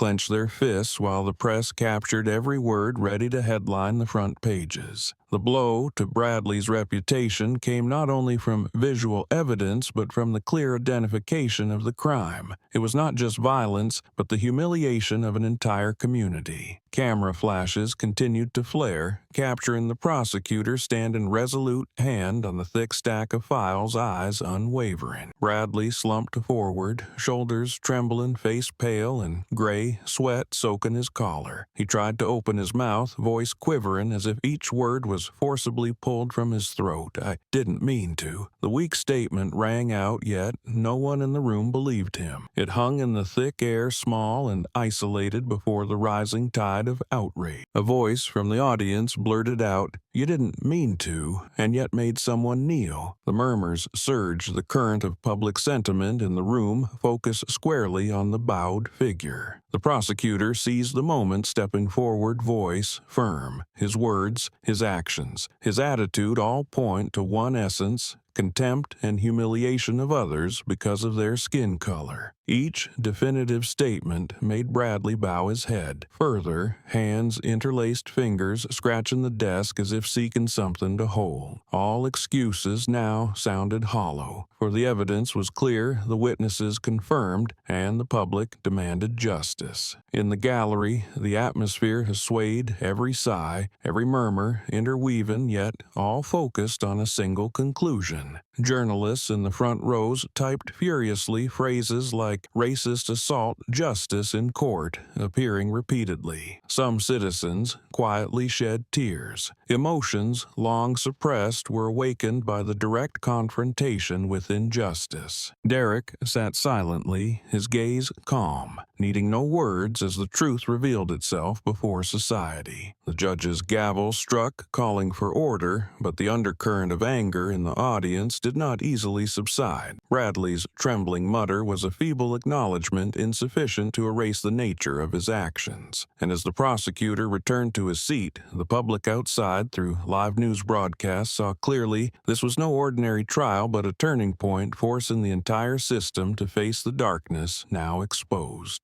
The courthouse hallway was packed, camera flashes firing constantly, mingling with the journalists' loud calls. Reporters jostled, holding up microphones, recording and interviewing anyone stepping out of the courtroom. The air was thick with tension, each whisper spreading quickly like a Russian wind. In the hands of a group of investigators were newly released files, thick and heavy, like stones dropped onto public opinion. Every page documented Bradley's prior violations, from acts of aggression against civilians to falsified reports covering up misconduct. His name was tied to numerous suspicious incidents, flagged by colleagues but consistently buried under the shield of power. Now, all of it was exposed with no place left to hide, each word striking at the fragile trust of the public. Journalists scrambled to photograph each page, reading aloud the details for the cameras, commenting sharply. A young reporter exclaimed, "This isn't the first time. He's repeatedly violated rules yet still walks the streets in uniform." His words echoed down the corridor, fueling the crowd's anger. Citizens pressed outside the doors, faces flushed with outrage, many holding up hastily written signs, "Enough." Their chants rose above the media noise, transforming the hallway into a miniature square where truth was unveiled and fury concentrated on one name. Amid the charged atmosphere, a middle-aged woman stepped forward, frail, her eyes red. She trembled, clutching the microphone extended by a reporter, voice quivering yet clear. "I am a former victim. He once arrested me without cause, dragged me down the street, and humiliated me in front of my young son." As her words emerged, the hallway fell silent. She choked back tears, but continued. "I reported it, but the files vanished. No one cared. Today, seeing him brought to court, I dared to speak the truth." Her sobs mingled with the camera clicks, and then the crowd erupted, cheering in agreement, their outrage breaking into a storm of emotion. Her story spread instantly. News outlets published it, social media exploded with shares, and countless comments emerged. "This proves the system covered for him. No reason left to hide it now. Pressure descended like a hammer on the entire police department where Bradley had served. This was no longer an isolated individual, but an entire machine dragged into the light of justice. And in that courthouse hallway, as the dark files were opened and the victims' cries echoed, no one doubted that what was unfolding marked the beginning of irreversible change. The courthouse hallway, already cramped, grew even more suffocating as the enraged crowd erupted in unified chants. Sharp, commanding voices merged into a rhythm of fury. Out of the force. The sound was no longer scattered words, but a wave of rage crashing against every wall, rattling the old tile floors. Journalists jostled to capture it all. Microphones thrust toward the crowd, cameras sweeping close to catch every flushed, angry face. Elderly citizens, young people, students, workers all joined in a single voice, as if their outrage had fused them into an unbreakable mass. Bradley was escorted down the hallway, the strobe of camera flashes disorienting him. Each step felt like stepping into an abyss, every gaze burning into him like he was a criminal. The chants of "out of the force" reverberated in his ears, making him tremble. He tried to speak, but his throat constricted. Cold sweat soaked his collar, hands gripped the edge of his jacket for support, but nothing could save him. Signs, held aloft among the sea of people, bore glaring red letters, "No justice, no peace, Bradley." Out like knives, carving into his already fractured pride. In an instant, he slumped his body heavy against the cold wall of the hallway. His legs gave out, eyes glazed, breath ragged, utterly drained. The shouting continued, leaving no room for excuses. Cameras captured the scene instantly, broadcasting it live, turning his collapse into a public spectacle for the entire nation to witness. The crowd showed no mercy. Their chants intensified, echoing relentlessly through the space. Bradley lifted his head one last time, eyes vacant, scanning for a foothold, but finding only the sea of furious people, jostling journalists and unblinking lenses. He understood that all paths were closed, his career, his honor, his future. He wanted to say something, but the surrounding noise swallowed every sound. Finally, he bowed his head, arms falling limp, his body entirely defeated. The scene etched itself into the minds of everyone present, a confirmation that arrogance and abuse of power had finally been pulled down from its pedestal. The crowd continued their chants, their rage beating like a relentless drum, completely overwhelming Bradley. He fell not only under the weight of public opinion, but under the undeniable truth, now exposed, a truth that left him with no escape. Inside the courtroom, the atmosphere was thick with tension. Every eye fixed on the elevated bench where the judge sat, hand gripping the heavy wooden gavel. White light from the overhead fixtures illuminated the anxious faces. The press seats packed, cameras aimed directly, notebooks flipping continuously. Outside the gallery, the shuffling crowd could still be heard, but inside a solemn silence reigned, as if everyone held their breath for the decisive moment. The judge raised the gavel, voice resonant and commanding, each word echoing through the room. Bradley is found guilty of abuse of power and racial discrimination. The gavel struck the wood with a thunderous crack, shattering the suffocating anticipation. The courtroom erupted sighs and scattered applause, mingling, some weeping with relief, others gripping each other's hands as if finding renewed faith in justice. Bradley slumped in his seat, shoulders, trembling face, pale eyes, vacant lips, moving without sound. The verdict cut through every illusion, stripping away the layers of false security he had clung to. The spectators could not hide their mixture of outrage and satisfaction, staring at him as one would at a man stripped of all worth, whispers rippling through the room. Miller sat not far away, tense as beads of sweat dotting his face. When the judge continued, "Miller is suspended pending review of his involvement." The gallery buzzed anew. He lowered his head, offering no resistance, hands gripping the chair edges, eyes wandering, understanding that his silence that day was part of the unredeemable guilt. Among the audience, some exchanged glances, nodding, affirming that justice spared no one, whether the perpetrator or the bystander. The judge's gaze swept the room, voice lowering but firm. This trial is not just to convict individuals, but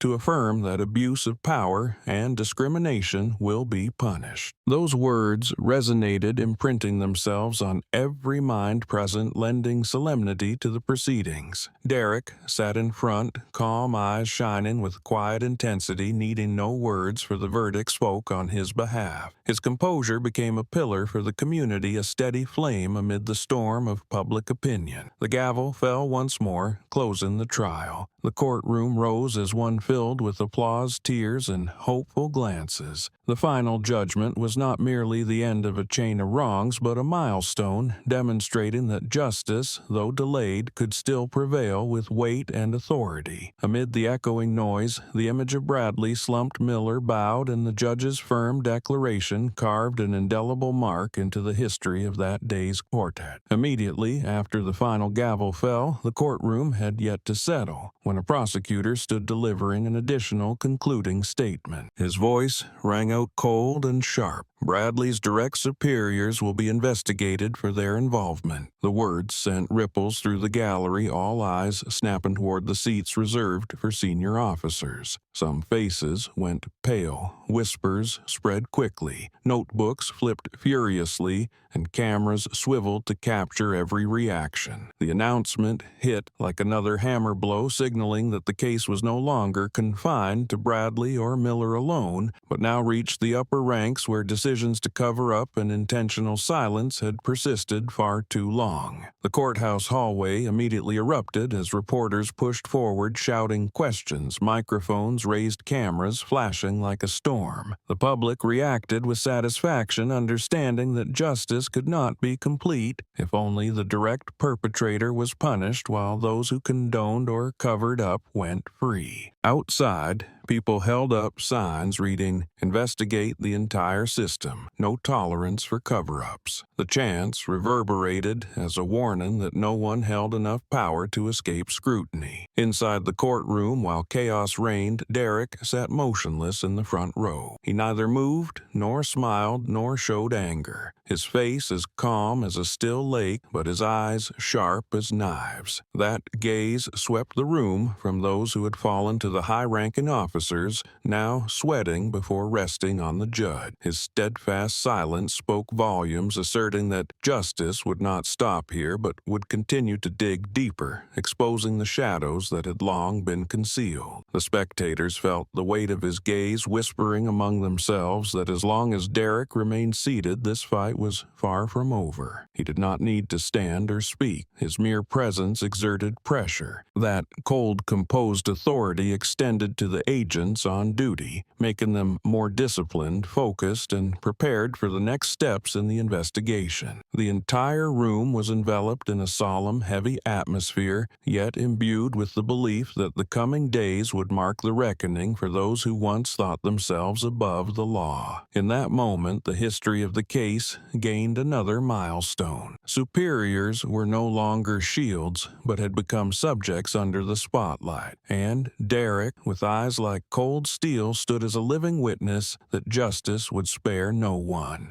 In the large square at the city center, a massive mural had just been completed, its colors still fresh, each brushstroke capturing anger and aspiration. On the broad surface, the violent kick was depicted vividly, Bradley's face twisted in raw G, contrasting with Derrick standing firm, his eyes bright like fire. Below, bold red letters stretched across, "Justice needs no badge." The words were simple, yet resounding, not only a reminder but a declaration written in blood, tears, and the collective will of the community. The midday sun reflected off the letters, making them shimmer as if etched directly into the sky. People poured into the square from all directions, standing shoulder to shoulder, many carrying banners, flags, and handwritten slogans. Chants rang out steadily in firm rhythm. Justice, justice, then no more silence shaken the space. Children perched on their parents' shoulders, eyes wide as they witnessed the scene. Youth held up phones for live streams, and elders nodded silently with tears in their eyes. All together they formed a chorus of resolve, creating a living tableau as striking as the mural itself. International media were present in force, cameras sweeping across the square, hot news flashes appearing immediately on major channels. A foreign reporter remarked firmly, "This is not just a reaction to one incident, but a turning point for the entire system." People hearing this on their phones chanted even louder, taking it as confirmation of the collective power manifesting before them. Protest songs played from a student group's speakers blended with the chants, making the square feel alive with movement and sound. At the center, a group of young artists held spray cans refining small details on the mural. They added colors symbolizing hope, yellow, blue, and white, highlighting Derrick's resolute face. The crowd applauded some raised phones to capture the moment, the image spreading quickly online and creating a new symbol. The hashtag #JusticeNeedsNoBadge trended heavily, carrying forward the momentum that had started with the video, the trial, and now expanding into a nationwide movement. The square became a convergence of truth and faith. Chants rang out, the mural blazed with color, and the crowd pressed close together, all forming a moment where anyone present understood that justice no longer rested in the hands of those with power, but with the people. From the stone pavement underfoot to the towering wall before them, history was being rewritten by the roar of those who dared to stand and defend dignity. Amid the sea of people packed into the square, a group of young students stood at the front, hands raised, holding banners painted in red and black bold letters stamped on cardboard. Justice needs no budge. Equality for all we stand with Derrick stood out the sunlight, making them blaze amid the crowd. Their youthful faces were determined, sweat dripping down their foreheads, yet they did not lower their hands, each arm raised like a proud flag. The students' chants merged with the voices of the crowd, creating a wave that bounced off the glass walls of surrounding buildings and echoed back, turning the square into a giant drum. The presence of the students amplified the atmosphere, for their shouts were not just an immediate reaction, but a pledge from a new generation. A female student stepped onto a stone platform holding a banner depicting Derrick standing tall, her voice ringing out, "We will not forget and we will not forgive injustice." The crowd responded with thunderous applause. Some wept, many chanted along as if her words had awakened the latent power in thousands standing there. Live cameras captured every moment, broadcasting it far and wide, letting viewers at a distance feel the surge in energy. The echoes did not remain in the square. They spilled beyond the physical space into every home office and street through phone screens and television waves. Words like freedom, justice, and no more silence flooded social media, becoming a new symbol of a movement that could no longer be ignored. People shared images of students holding banners, adding short, sharp captions. The echo of freedom grows louder. Each share, each comment, not only expressed emotion but became collective action, generating an unstoppable wave. Within the square, drums, cheers, and rhythmic chants blended with music from portable speakers of street performers. Protest songs resounded the chorus, justice now repeated over and over, prompting everyone to join in singing. Elderly people held children's hands. Students stood beside workers, and mothers with small children joined, all breathing in unison. No one distinguished occupation or status.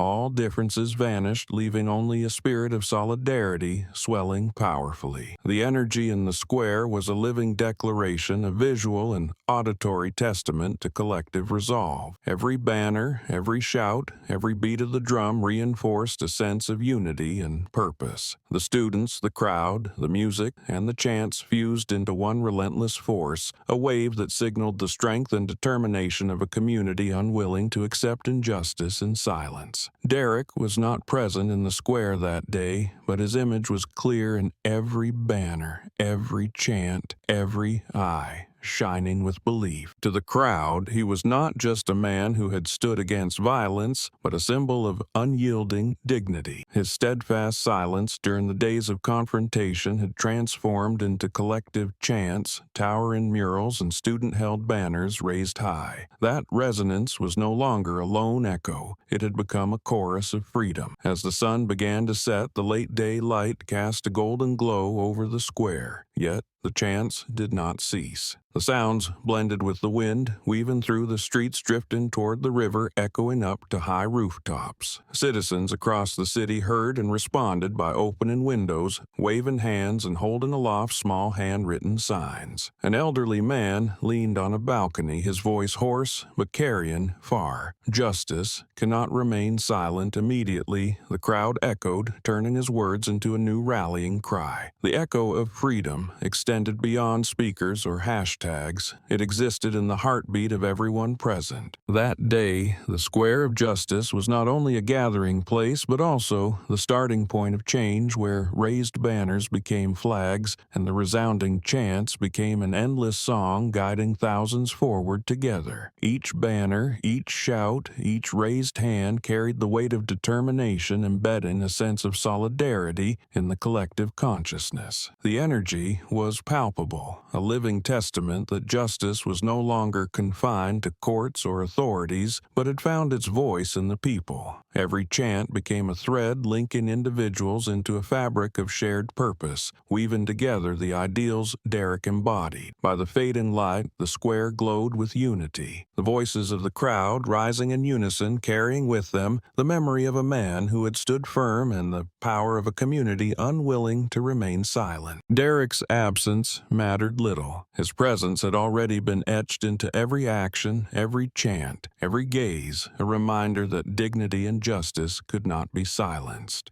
In the expansive lecture hall of a university, every seat was filled. Students sitting shoulder to shoulder, the air thick with anticipation. On the podium, the professor entered with slow steps, carrying a thick stack of documents, his voice resonant and steady. He did not start with dry concepts or formulas, but with a question. Does justice truly exist when people remain silent? The question ignited the room, drawing every gaze toward him. Then he recounted the recent shocking events, from the street confrontation to the courtroom verdict, highlighting details that showed how human dignity can be tested and also become a force to change the system. His narrative was not dramatic, but every word struck directly at their minds, making many students listen in breathless attention. When the story concluded, the lecture hall seemed to awaken, hands rising continuously. A male student stood, eyes sharp, saying his concern was not merely the wrongdoing of an individual, but why the collective remained silent until public outrage erupted. He argued it was a warning that everyone has a responsibility to speak up. The class murmured in agreement, some nodding, some jotting notes rapidly. Soon after, a female student countered her voice, trembling yet firm, asserting that the power of justice lies not only in accusation but also in persistence,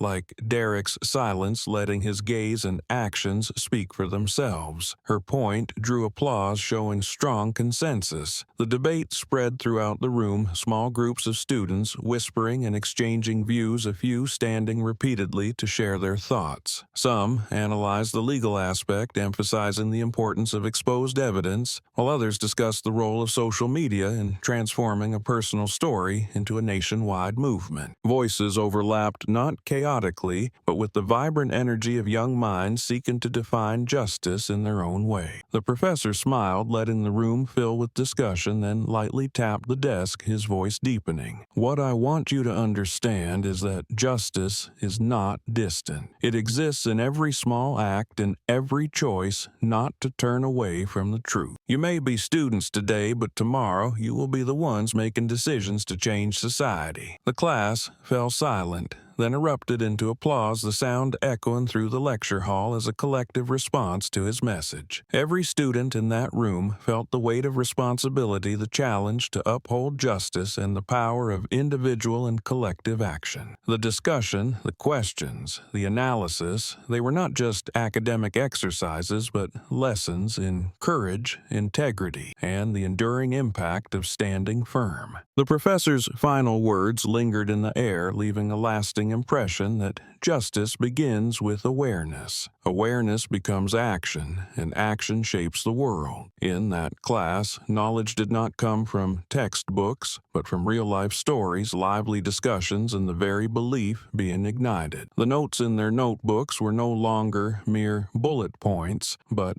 personal commitments. The lecture hall became more than a place of learning. It transformed into a space that planted seeds of responsibility, where each student felt that justice could not wait and must be built starting today. Amid the ongoing chatter, a young black student from the middle row suddenly stood up, his face-flushed eyes glistening with tears, hands trembling as they gripped the edge of the desk. No one expected him to speak yet. His choked voice rang out, slicing through the thick air, "We have the right to stand tall." The words were not long, nor were they shouted, but they carried the weight of everything he had been holding inside. Tears ran down his youthful face, not from weakness, but from the burden of a belief long suppressed. The entire lecture hall fell silent, every eye fixed on him, as if the whole room shared in the pain and aspiration carried in his word. The professor on the podium paused, his eyes reflected empathy, while one hand lightly resting on his open notebook. He did not interrupt, did not speak, but silently listened, knowing that the moment no longer belonged to the teacher, but to the young generation, igniting their own fire. Many nearby students lowered their heads, some gently placing a hand on his shoulder to offer strength. No one laughed or tried to stop him, because all understood that those tears were proof of truth, pride, and the yearning for justice. A moment of silence stretched, then suddenly a clap came from the front row. At first, just one person, but the sound echoed, spreading to the next row, then across the hall. The clapping was not sporadic, but rapid, growing louder, until the entire lecture hall erupted into a wordless symphony. Students stood in unison, chairs clattering, hundreds of hands clapping together, the sound booming like thunder, shaking the space. There was no signal, no call, only unanimous agreement from the hearts of these young people. The young student remained standing, tears still unwiped, but his lips curved into a smile. He lifted his head, looking across the room at peers applauding him as a pledge that no one would face isolation alone. In that moment, personal pain transformed into collective strength, and from individual tears arose communal belief. The lecture hall, once filled with the sound of lectures and note-taking, had become a witness to the revival of unity, where justice was no longer an abstract concept, but something tangible, felt with the heart. The applause continued without end, faces lit with determination, eyes fixed and resolute, as if everyone were collectively making a shared vow. The professor quietly smiled, needing no further words, for the greatest lesson of the day was not in any textbook, but written plainly on the faces of his students. Amid the thunderous clapping, each person understood that they had experienced a moment they would never forget, a moment that would stay with them for a lifetime. From this instant, the words, "We have the right to stand tall," no longer belonged to one individual, but had become the enduring slogan of an entire generation. As the clapping gradually subsided, the air remained electric with energy. Eyes exchanged glances of shared understanding, hands still warm from repeated applause, all resonating with the echo of freedom.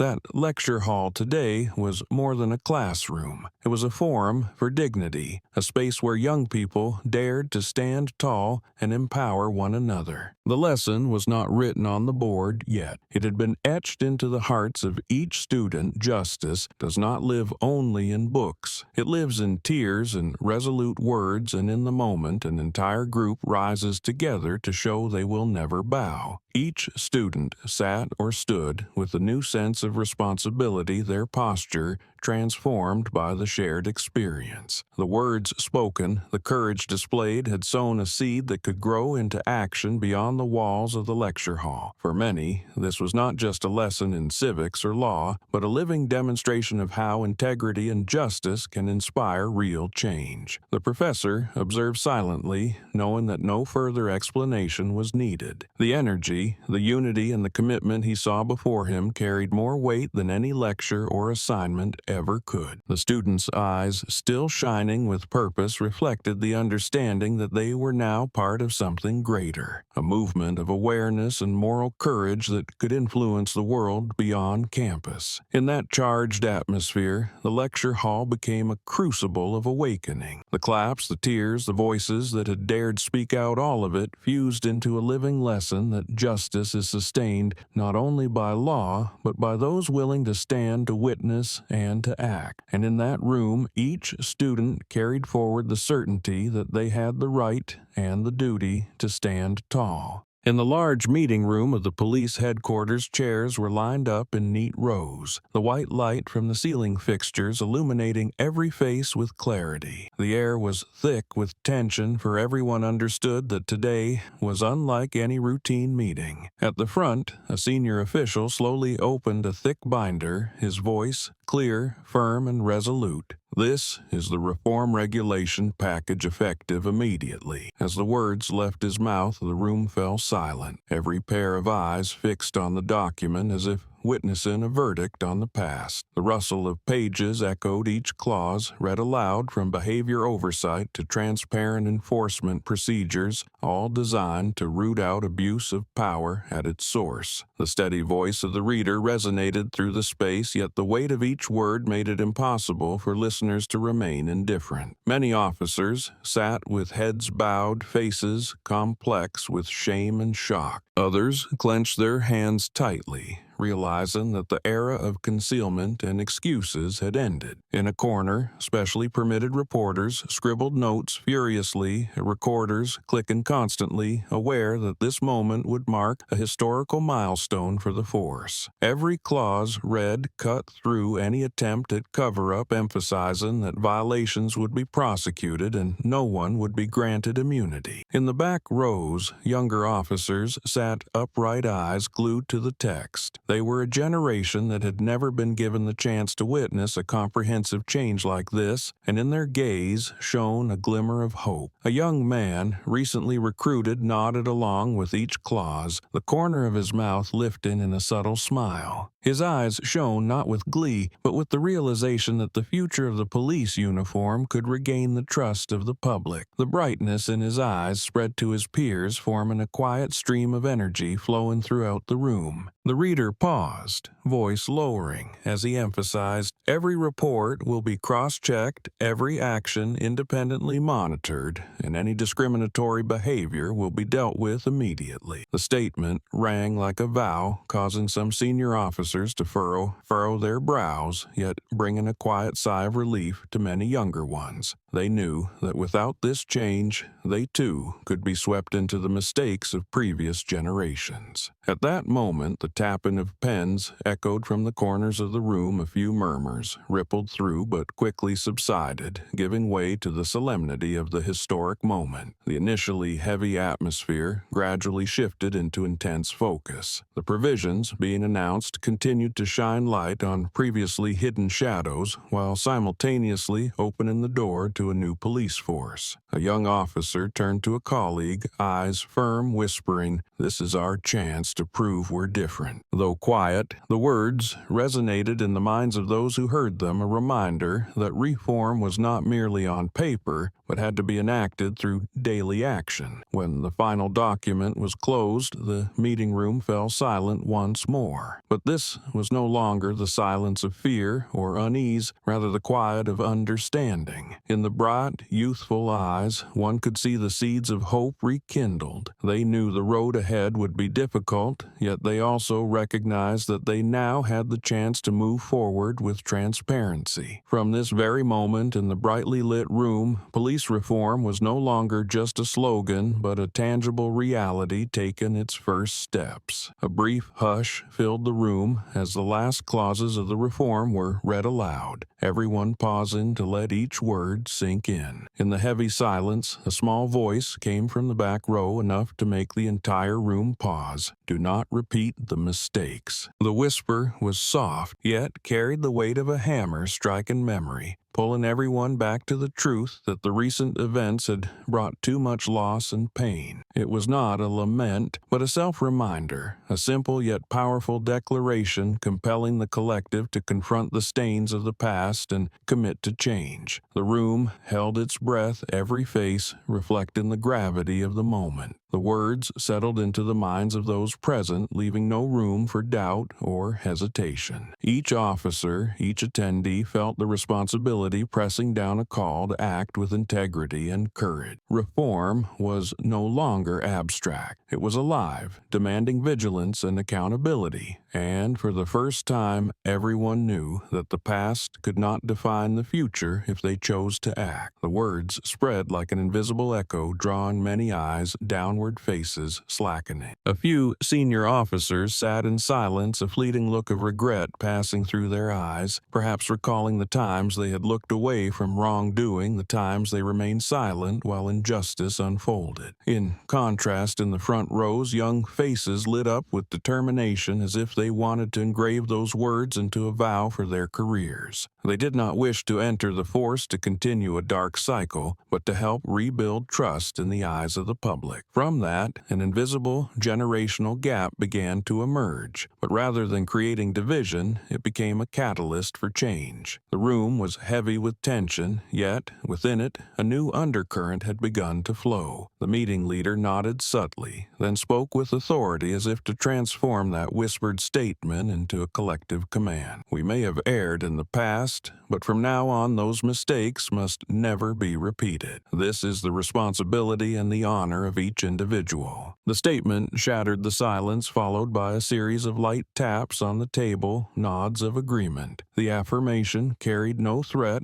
only a spirit of resolve, marking a milestone for everyone to start anew. In the back rows, a young officer whispered to a colleague, "This is our chance to prove ourselves worthy." Though quiet, the words emerged into a receptive air, letting trust spread strongly. Even amid skeptical glances and heavy, anxious faces, it was clear that change had officially begun. Scattered claps broke out, initially faint, then cascading into a resonant chain of sound filling the room. Each beat of applause was not merely to celebrate the reform document, but a collective affirmation of stepping through the darkness toward light. Afternoon sunlight streamed through the windows, illuminating the young faces, eyes bright with hope. The atmosphere was no longer dense as before, instead diffusing into a quiet yet powerful energy. From the smallest whisper to the resounding applause, belief had truly begun to grow, and in that moment it was understood that reform did not start with dry documents, but with the resolve of each individual sitting in the room that day. The new faith began quietly, but it was tangible, like a spark just ignited, ready to flare and light a different path.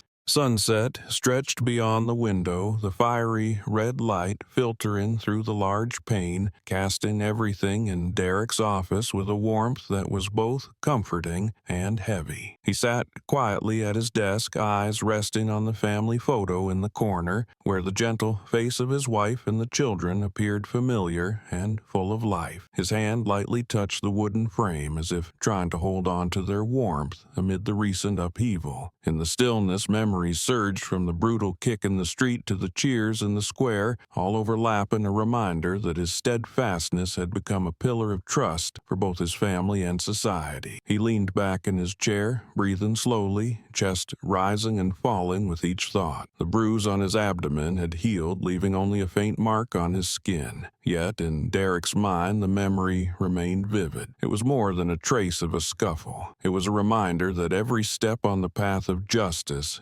carries a cost. He felt no bitterness, for that pain had been transformed into strength, a reaffirmation that dignity must never bow. The sunset light fell across his face, highlighting his calm and resolute expression. On the desk, besides the family photo, were stacks of documents, reform reports, and petitions sent from all over. Derrick flipped through a few pages, eyes pausing on the scribbled signatures of students, citizens, and communities who had suffered injustice. He smiled faintly, realizing that his legacy was not tied to the title of FBI director, but to the trust people had placed in him. That trust had not arisen spontaneously. It was built from the moment he refused to bow to violence, from the steady gaze he held facing the powerful and corrupt. Outside, the city gradually sank into sunset buildings awash in red like blood, yet glinting with gold of hope. Derrick looked down at the people on the streets, including faces he had never seen but whose eyes were fixed on the future he had helped shape. He understood clearly that one day his name might be forgotten in the flow of history. Yet,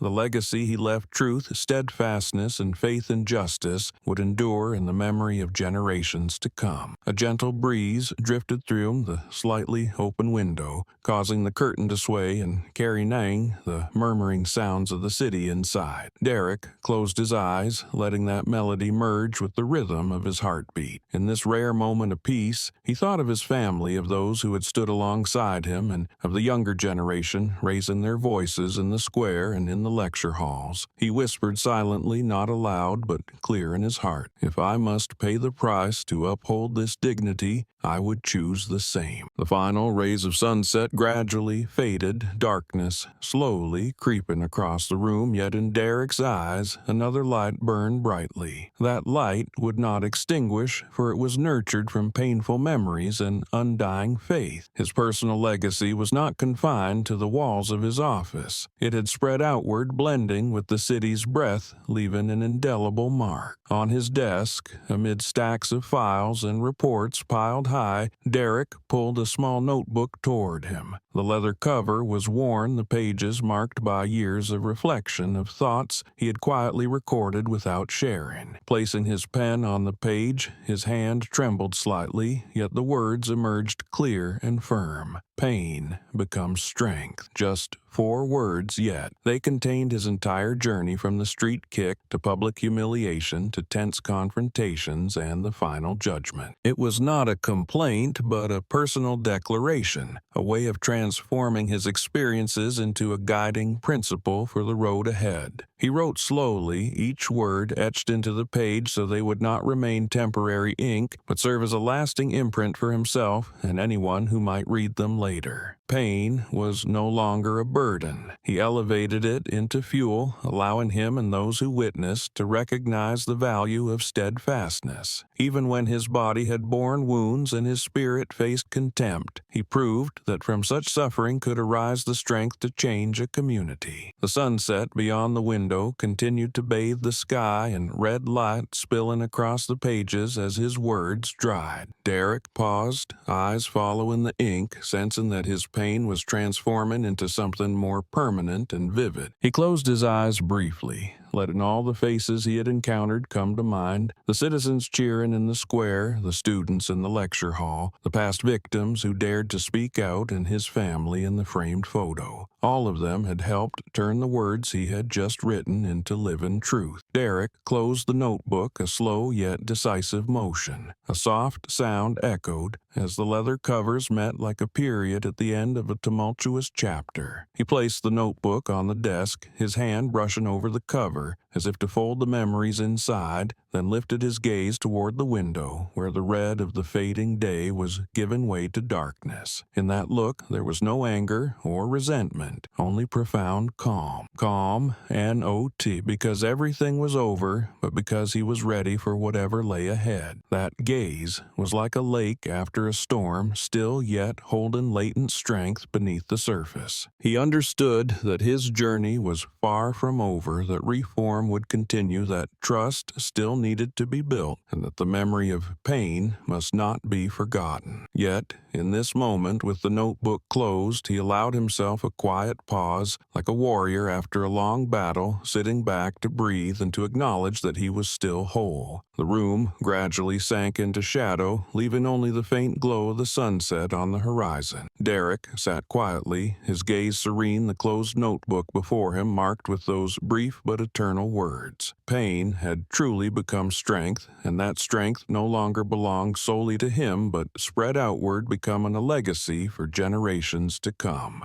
The grand auditorium gleamed with light, rows of seats packed with people, officials, students, journalists, and ordinary citizens all present to hear the closing words from the man who had become a symbol. On the stage, Derrick walked out with a steady gait, his face marked by experience, yet his eyes bright, reflecting the lights like an unextinguishable flame. As he stood before the microphone, the entire hall fell silent, and only the sound of thousands of breaths waited. Derrick lowered his voice, calm but resonant, letting each word fall deeply into the minds of all. Justice does not come from the badge, but from action. In that moment, the auditorium seemed frozen for a few seconds before erupting into thunderous applause. The clapping stretched, reverberated, bouncing off the ceiling, then rolling down every row, shaking the space. Some people stood cheering, tears streaming down their faces, unable to contain their emotions. The applause was not merely a greeting, but agreement, a release for long-held tension. They understood that Derrick's words were no empty slogan, but proven by his life and everything he had endured. He continued, his voice steady yet commanding. Honor is not worn on the shoulders. It is upheld through every choice, every action. We cannot expect justice to exist if we only wait. We must stand facing justice and act. Each sentence triggered cheers, nods of agreement, students in the front rows raising banners and others taking notes as if engraving the words into memory. The power of his speech reached beyond the auditorium walls, broadcast live across the nation, touching every home, every street. The stage lights accentuated Derrick's features, his eyes sparkling as though seeing into the hearts of everyone seated below. He paused, scanning the audience, sparing no one from his gaze, then offered a small, serene yet radiant smile. He knew he did not need to say more, for the truth had been demonstrated, and the message had reached every heart. The tension that had built over time erupted into collective agreement like a shared heartbeat of the entire community. As the applause rose again, stretching on without end, Derrick slightly bowed his head in thanks. It was not the bow of defeat, but the bow of a man who had fought, upheld his dignity, and now shared that strength with everyone. The auditorium shone brightly under the lights, but the strongest light came from the eyes burning with belief. In that moment, everyone understood that the story did not end here. It would continue in every action, every decision, every step of those rising from the shadows. And so Derrick's inspiring closing words did more than conclude a tumultuous chapter. They opened a new one where justice was no longer a distant dream, but a reality nurtured by courage and steadfastness. The applause thundered without pause like a symphony, affirming that from this day forward more people would dare to turn action into justice, keeping that flame alive forever. Immediately after his speech, while the rounds of applause still echoed, live television broadcast Derrick's image across the country and beyond. International news outlets quickly clipped the moment he declared, "Justice does not come from the badge but from action," and aired it in dozens of languages. Major newspapers headlined it as a timeless message, a statement with weight not only for the United States, but for every nation struggling with injustice. In Europe, squares once used for anti-racism protests now echoed Derrick's words. In Africa, the media dedicated segments analyzing how he transformed pain into the power of unity. Even in remote regions where international politics rarely drew attention, the video spread like a wave, sparking discussions on human dignity. Global social media erupted. Hashtags translated into multiple languages were shared non-stop. Young people in many countries entries changed their profile pictures to read "Justice needs no badge" in solidarity. Countless online discussions were formed where students, teachers, and journalists analyzed the lessons drawn from the event. Derrick's message became a catalyst empowering people to confront long-standing prejudices and abuses of power that had been overlooked. Its reach no longer rested on outrage alone, but had grown into a belief that change is possible when one dares to step forward. In the auditorium, Derrick sat back after the lights dimmed, silently, watching the rows of seats gradually empty. He understood that he was not an immortal hero. He was merely a living testament to the power of truth. Yet, that very fact made his message relatable, allowing anyone to see themselves within it. He smiled at the thought of the plaza with its freshly painted mural, the lecture halls where students chanted slogans, and the eyes of his family in the small framed photo. All of it blended into proof that the story had moved beyond the individual, becoming a shared legacy. The story concluded not with a verdict nor with a round of applause, but with a resonance that spread far, leaving an immortal echo in the hearts of those who had followed it. People remembered Derrick not just as an FBI director, but as someone who had proven that justice is born from courage. Children, hearing the story, would learn that bowing to injustice only feeds darkness, while standing tall ignites hope. And every future generation looking back would see in this story not only pain, but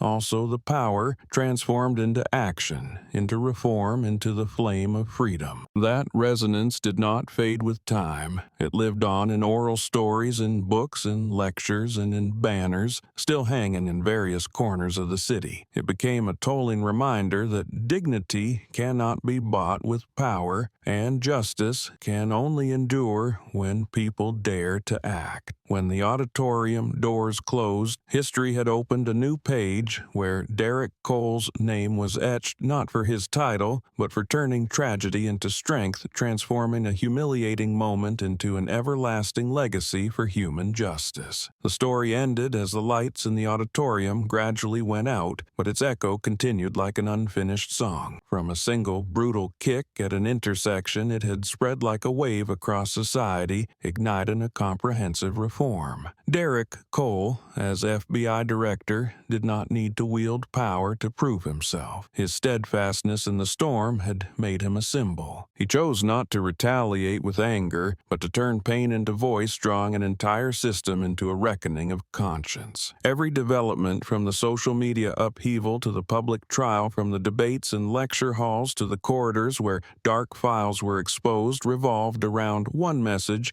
justice cannot be tied to a title. It only exists when defended through action. When the details that sparked outrage were brought to light, people realized the true value did not lie in the downfall of a single officer, but in the power of collective unity. The crowd in the streets had spoken. Social media transformed outrage into a wave, and young people turned the events into a living lesson in classrooms. From there, public pressure reached the courts, forcing the legal system to face the truth. The involvement of each individual, from the student brave enough to post the first video to the former victim daring to speak out, proved that change does not begin with distant policies, but with small, steadfast actions. Bradley fell amid the cries of anger. Miller was suspended for complicit silence, and higher-ups were held accountable, all serving as proof of a fundamental truth: power must never be placed above human dignity. These verdicts did more than end the careers of a few individuals. They opened a chapter of deep reform within the police force, where young officers for the first time saw an opportunity to uphold the integrity of their uniform. And when the reform text was read aloud in the meeting room, the bright, determined eyes showed that a new trust had begun to take root. In a private moment, Derrick looked at his old bruise and turned it into a personal symbol. He wrote in his notebook, "Pain becomes strength," then closed it with calm eyes. It was a message that human wounds, when elevated by willpower, can become a legacy to illuminate others. He preserved this legacy not only for himself, but also passed a flame to future generations. The mural in the plaza, the chants in classrooms, the steadfast silence in the meeting room all formed a continuous thread of memory, bringing people closer together through shared belief in justice. The greatest lesson from this story is the power of collective action. A kick that seemed intended only to humiliate one individual set the entire society in motion, and the solidarity that followed transformed that pain into the beginning of change. It teaches that every voice, every camera held aloft, every step taken into the streets carries weight. The next lesson is the value of personal steadfastness. Derrick did not need to shout to show strength. He only had to stand tall, maintain calm eyes, and the system itself was forced to see him as a mirror reflecting truth. Finally, the story reminds us that justice is not a gift bestowed from above, but the result of people daring to uphold faith in truth. When Derrick said justice does not come from a badge, it comes from action, he handed future generations a guiding principle. It was a promise that justice lives only when nurtured with courage, truth, and collective effort. And for that reason, when the story concludes, it does not vanish, but leaves an enduring echo like a flame lighting the way for anyone who has ever bowed before injustice to know that they still have the right to stand tall.